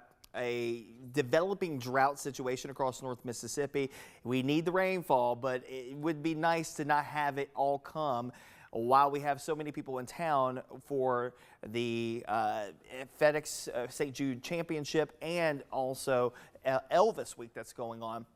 But it does look like we get our first bout of rain to come into the fold. We need it, though, and we'll take it while we have it. Here's a look at our First Alert Futurecast. For today, a mixture of clouds and sunshine. We may catch a downpour or two later today. It's from a cluster of showers and thunderstorms this morning that's in Kansas. As it's weakening, moving off towards the east and breaking up, we may be able to fire up a shower or two, but it looks like our best rain chances are likely coming along that boundary, getting closer to us as we head towards your Wednesday. Wednesday morning could be a wet go of things across the area that will continue through the afternoon. That could have some impacts for the FedEx St. Jude Pro-Am over at TPC Southwind for your Wednesday. Afternoon trends a little drier. We get into your Thursday, clouds and fog potential early in the day. There might be one or two isolated showers during the day on Thursday, but I think bigger story is going to be the heat cranking up. Middle 90s that will operate much hotter, likely feeling like 110 degrees, not just on Thursday, but also on Friday. So a first alert to you if you do have plans to be out and about on Thursday or Friday. I think the searing heat of summer definitely coming back into the fold. Then we start to ease back down. Remember, we've got a couple fronts that'll move through the area. A warm front comes through here Wednesday into Thursday.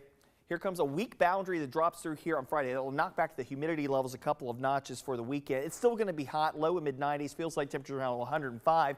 We get into early next week and the humidity levels come down a step more as another boundary comes through the area. That may still be able to kick up a shower or two on the final round of play at TPC Southwind. We'll be keeping an eye on it. And one way to stay up to date is on the Action News 5 First Alert Weather app. We can encourage you to download it in the Google Play Store and the Apple App Store. Here's a look at the extended forecast for today. 92, a mixture of sunshine this morning, some clouds by the afternoon hours. I think it's going to be more clouds than not heading into your Wednesday, but also the opportunities for scattered showers and storms. The way that tomorrow will set up, it seems like there's going to be a boundary that's going to be nearby to us, mainly to the south and west of us. And just north of that boundary, there's going to be a corridor of showers and thunderstorms that will likely flare up and train down the same corridor for a couple of hours. That corridor could be quite heavy when it comes down to the rainfall potential, so something that we'll keep an eye on for some localized flooding and low-lying poor drainage areas. That's a look at the Pro-Am forecast. Not looking the best right now. We may have to up the rain chances even farther just based off of what we're seeing. It's getting a little bit more intrusive for much of the day on Wednesday, where we could have showers and thunderstorms to contend with. Then we get into Thursday, an isolated shower or thunderstorm chance on Thursday, but I think the bigger story will be the heat, middle 90s, feeling much hotter, like 110 degrees, and that will be the going trend even into Friday. Add in a few more showers and storms on Friday. Saturday, more hit and miss variety for third round play and final round play, maybe a 20 to 30% chance for rain and storms with the approach of the last boundary that will come sweeping through here. That will knock us back down a couple of notches heading into the mid portion of next week. Highs back into the lower 90s, overnights in the 60s and 70s by that point in time.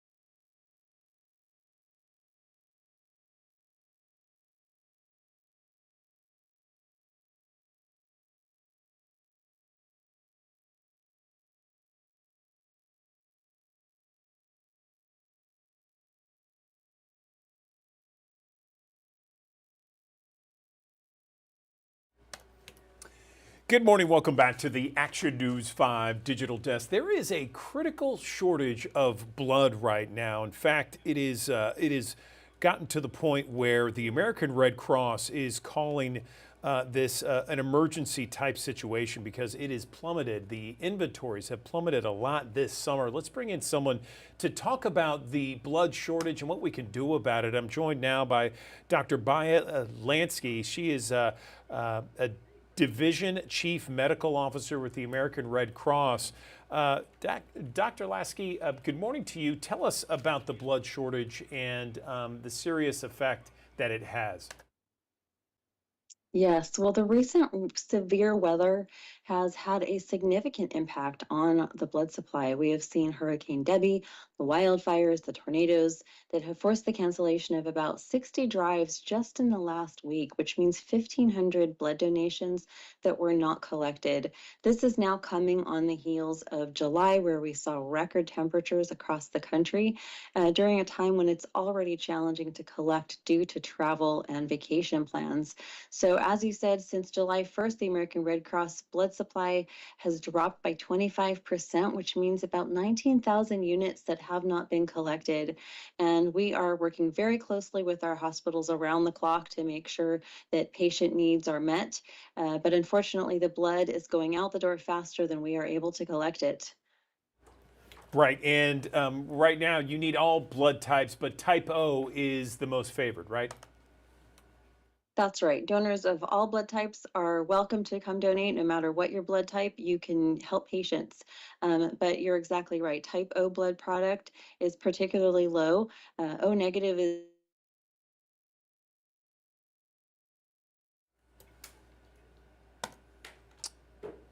of any blood type and are particularly critical for emergencies. And so distributions of these most high demand, most needed blood types have been reduced to hospitals in recent months. And then also platelets of all blood types are in constant need as well. Okay, so let's talk about the best ways, because we have thousands of people that watch us each and every morning here on the Digital Desk. We broadcast to West Tennessee, North Mississippi, and Eastern Arkansas. What are the best ways that people can go ahead and donate blood? Yes, well, you can find us at redcrossblood.org, call us at 1-800-RED Cross, or find us on the Red Cross Blood Donor app. You can find a location near you to make an appointment. And we are encouraging everyone, if you have never donated before, it is easy and it's a short amount of time that of your day that you can save a life and touch someone else's survival. As a thank you, we are offering a $20 Amazon gift card to anyone who comes in during the month of August. And I would just encourage people, patients depend on hospitals, hospitals depend on us, and we depend on you to help support them. So please, as you go about your summer, please remember the people who are in the hospital who need transfusions today, tomorrow, next week. We really need people to come out and donate. All right, Dr. Baya Lasky, we appreciate you and everything that the American Red Cross does for everyone, especially in those moments where we need the American Red Cross the most. Thank you, and hopefully the message has been sent out loud and clear to the thousands of people who watch us. We appreciate your time. Thanks so much for your time. You got it. All right, live look from our downtown High Five cameras. We go to break. We'll see you in 1 minute with more Action News 5's Digital Desk.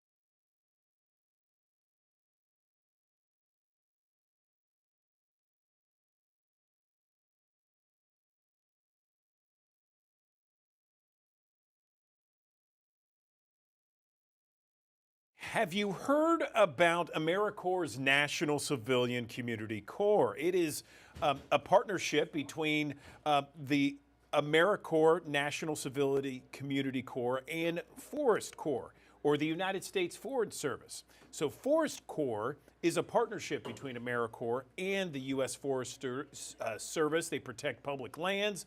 It's for young people passionate about protecting those lands, and it really helps develop leadership skills, among other things, and strengthen communities. I'm joined right now by Ken Goodson. He's the director of AmeriCorps' National Civilian Community Corps, joining us on the digital desk. Ken, good morning to you. Tell us more about this new program. Andrew, good morning. Thanks a lot for having me on. AmeriCorps' National Civilian Community Corps, or NCCC, is a team-based service program for young adults ages 18 to 26. We started as a demonstration project at the Department of Defense, have been with AmeriCorps for about 30 years now, helping to strengthen leadership skills and make a positive impact in communities across the nation. We've recently entered, as you mentioned, a new partnership with the U.S. Forest Service to help bring young adults into service on public lands. That is to address the wildfire crisis strategy of the Forest Service, as well as their reforestation strategy. Brand new program, just launched and became official as of last week. All right, last week. Okay, so tell me about, first off, Forest Corps and what this program aims to do. How many young adults are a part of it, and where are they? Okay, great. So the Forest Corps program, again, advancing two major strategies for the U.S. Forest Service. On the wildfire crisis strategy front, members will be involved in work such as prescribed burns, clearing brush, helping to reduce the risk of wildfires. And on the reforestation side, they'll be doing work like tree or seed collection and helping to monitor forest health. The program started with 80 members, and that was launched last week in California, where AmeriCorps NCCC has our Pacific Region campus. The initial set of 10 teams all actually depart today, Andrew, to begin their service commitment. Those service commitments are primarily in the American West, which is where the greatest wildfire risk is. But we have members serving in the program from all across the United States. Okay, and their service tenure is it a year? Is it less than that? Yeah, so AmeriCorps NCCC Forest Corps core members do a 10-month commitment, and then the team leaders, the young adults who run the teams, make an 11-month commitment. And tell me about the leadership skills and other aspects of this program that these people who are involved in this program get out of it. Yeah, and I think those are not unique to the Forest Corps part of AmeriCorps NCCC, but in general for AmeriCorps NCCC, it is a team-based program. So you have young adults from all different walks of life looking to go and serve in communities that have requested their support and assistance. And the leadership skills development is really through the daily hands-on service work, as well as some classroom training and support that's provided by AmeriCorps NCCC. That is coupled with the tangible technical skills that our project partners provide. So for Forest Corps members specifically, Andrew, that's things like chainsaw certifications or a Red Card Wildland Firefighter certification. So you take those soft skills, leadership skills, and then those tangible technical skills. And at the end of the service term, you have a really qualified young adult able to hit the job market and take the next step in their career. So we have thousands of people, Ken, that watch us each and every morning here on the digital desk. This probably is the first time they're hearing about something like this. Is there an opportunity for people to join throughout the year, or is it only this time of year? What? Yeah, throughout the year, Andrew, there's opportunities for people to get more information about AmeriCorps NCCC, all of our different service programs, and particularly for the Forest Corps program. And your viewers can go to AmeriCorps.gov/Forest Corps. That would be a great place to start. And my colleagues and I certainly stand ready to answer any questions that may come up. All right, Ken Goodson, Director of AmeriCorps NCCC. We appreciate you on the digital desk. Congratulations on the new set of recruits that have gone through and are about to embark on quite a journey the next 10, 11 months. Thank you so much. Thanks for joining us here on the Action News 5 digital desk here on a Tuesday. We're back to the low 90s, back to reality, if you will, as we go through the course of the next couple of days. Mostly to partly sunny skies here today. We'll get a chance for an isolated shower to sneak back in here this afternoon, but the better rain chances holding off until likely tomorrow, and really I'd say late tonight into your Wednesday as a frontal boundary approaches. It's a warm front that's going to be lifting across the area. That will help to facilitate a chance for scattered downpours as we go through the course of your Wednesday. We'll see the rain chances tapering off for Thursday. We'll pick it back up again for parts of your Friday, and then even through the weekend, a few isolated showers and rumbles of thunder possible as we go through that time frame. We need the rainfall, though. It's been almost half of a month, the last 13 days have been completely dry across the area. We have not seen any rain officially at Memphis International since the beginning of the month. And yeah, we need some rainfall as we go through the next little bit. Of course, we've also got a developing drought situation across North Mississippi. We need the rainfall, but it would be nice to not have it all come while we have so many people in town for the FedEx St. Jude Championship and also Elvis Week that's going on. But it does look like we get our first bout of rain to come into the fall. We need it, though, and we'll take it while we have it. Here's a look at our First Alert Futurecast. For today, a mixture of clouds and sunshine. We may catch a downpour or two later today. It's from a cluster of showers and thunderstorms this morning that's in Kansas. As it's weakening, moving off towards the east and breaking up, we may be able to fire up a shower or two, but it looks like our best rain chances are likely coming along that boundary, getting closer to us as we head towards your Wednesday. Wednesday morning could be a wet go of things across the area that will continue through the afternoon. That could have some impacts for the FedEx St. Jude Pro-Am over at TPC Southwind for your Wednesday. Afternoon trends a little drier. We get into your Thursday, clouds and fog potential early in the day. There might be one or two isolated showers during the day on Thursday, but I think bigger story is going to be the heat cranking up. Middle 90s that will operate much hotter, likely feeling like 110 degrees, not just on Thursday, but also on Friday. So a first alert to you if you do have plans to be out and about on Thursday or Friday. I think the searing heat of summer definitely coming back into the fold. Then we start to ease back down. Remember, we've got a couple of fronts that'll move through the area. A warm front comes through here Wednesday into Thursday. Here comes a weak boundary that drops through here on Friday. It'll knock back the humidity levels a couple of notches for the weekend. It's still going to be hot, low and mid 90s, feels like temperature around 105. We get into early next week and the humidity levels come down a step more as another boundary comes through the area. That may still be able to kick up a shower or two on the final round of play at TPC Southwind. We'll be keeping an eye on it. And one way to stay up to date is on the Action News 5 First Alert Weather app. We can encourage you to download it in the Google Play Store and the Apple App Store.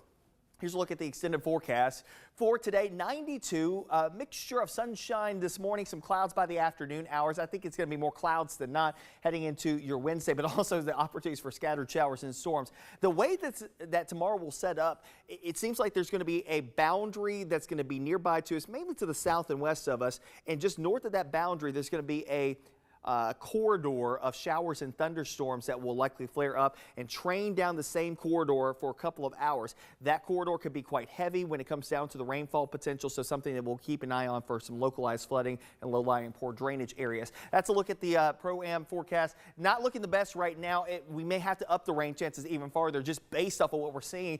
It's getting a little bit more intrusive for much of the day on Wednesday, where we could have showers and thunderstorms to contend with. Then we get into Thursday, an isolated shower or thunderstorm chance on Thursday, but I think the bigger story will be the heat, middle 90s, feeling much hotter, like 110 degrees, and that will be the going trend even into Friday. Add in a few more showers and storms on Friday. Saturday, more hit and miss variety for third round play and final round play, maybe a 20 to 30% chance for rain and storms with the approach of the last boundary that will come sweeping through here. That will knock us back down a couple of notches heading into the mid portion of next week. Highs back into the lower 90s, overnights in the 60s and 70s by that point in time.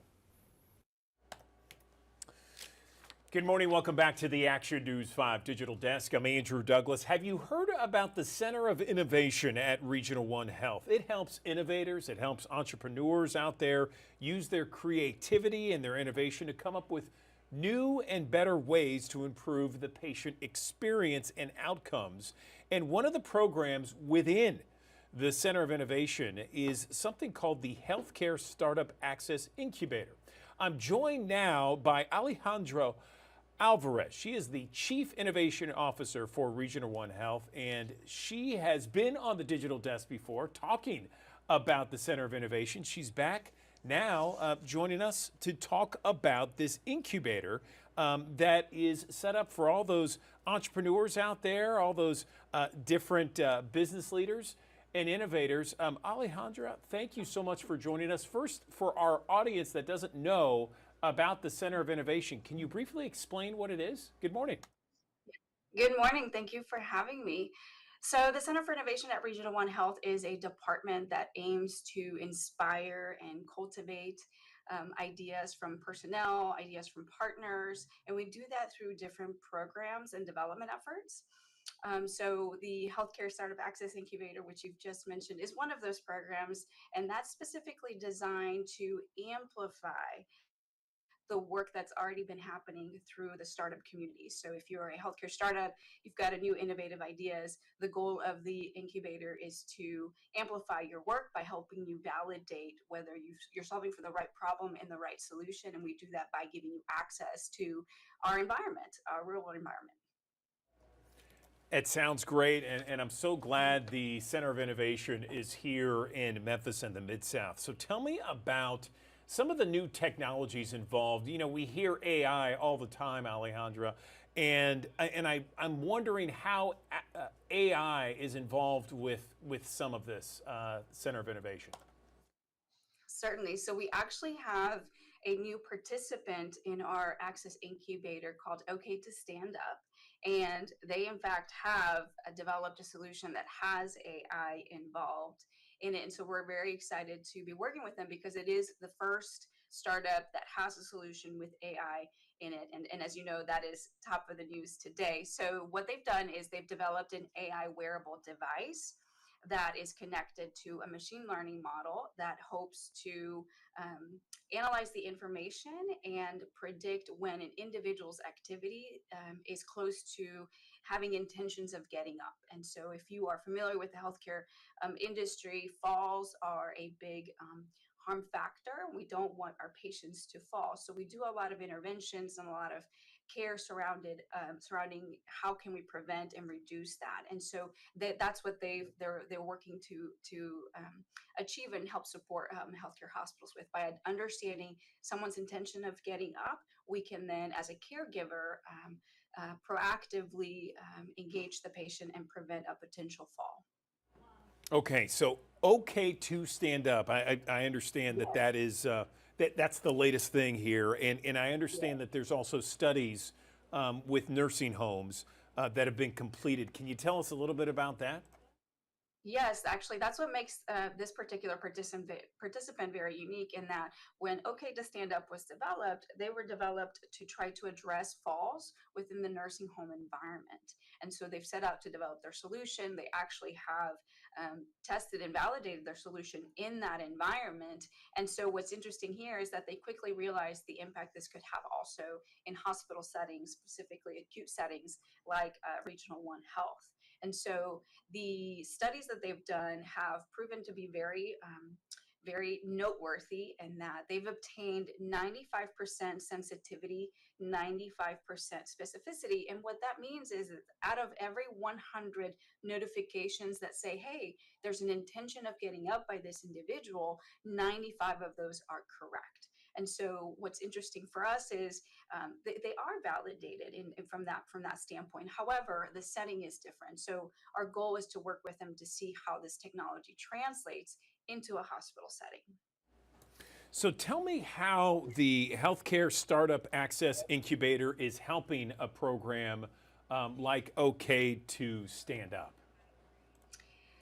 Thank you for that, because this is the beauty of what we think we can provide both Memphis and also our community. So the incubator has been designed to provide access for startups so they can validate their business use case or their clinical use case. So what that means is do they have all the right parameters from their business plan in place? Do they know how their technology is going to be purchased?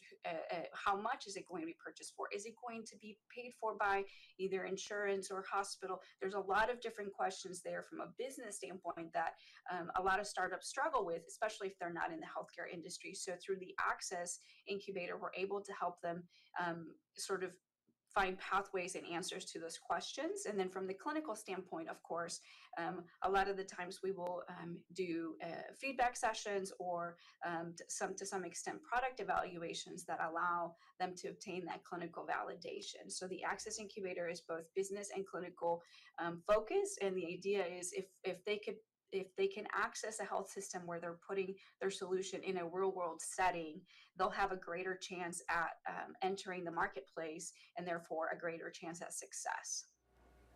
It's fascinating to hear about this stuff. It's great to see and great to hear. We have thousands of people that watch us each and every morning here on the Digital Desk, Allie. Is there anything that you would like to let people know about the Center of Innovation that we've talked about? You know, just an overview or how people can get involved or learn more information about it. Certainly. Well, so first of all, I would like them to know that we provide a world environment setting for them to validate their technology or solution through candid conversations, exposure, interactions, and ultimately understanding the efficacy and safety of their product. So if they've got a healthcare solution that they're creating or getting ready to create, we can work with them through that process, and as a result of that, ensure that when they go to market, they have validated their technology and can have greater chance at success. In terms of our current participant, I think the biggest component that I would like the community to know is that even though this program was specifically designed for helping startups validate their technology, it also had a secondary objective. And the secondary objective is that our staff gets exposed to these latest advancements in healthcare technologies. They interact with them, and so we hope that inspires them and that gets them excited about what's to come. I don't know if that's always something that you can get from your day-to-day work, and so we hope to bring that excitement to them. But most importantly, our community and our patients also have a benefit in this structure, because by accessing this technology, we have the opportunity to be able to provide that to our patients as well, if the case merits it, right? And so it gives us an opportunity to tap into the latest technological advancements that are happening, innovations that are happening without otherwise would take us a long time to obtain. So I think that's the biggest benefit for us, is that we're also not only helping our staff members improve and think differently and think innovative, but we're also getting a chance to leverage that technology for patient care so that we can improve the health and well-being of our community. Is there a website where people can go and learn more information about the Center of Innovation and what you guys do to help not only entrepreneurs and business leaders, but also the general public? Yes, absolutely. So it's innovation.regional1health.org. They'll be able to find information about our programs and my contact information. So I'll be happy to talk to them. Wonderful, wonderful. Thank you. Alejandra Alvarez, we appreciate your time once again on the Digital Desk. Thanks so very much. And thanks for all that you do for the Center of Innovation, for all of us here in Memphis and the Mid-South. We appreciate it.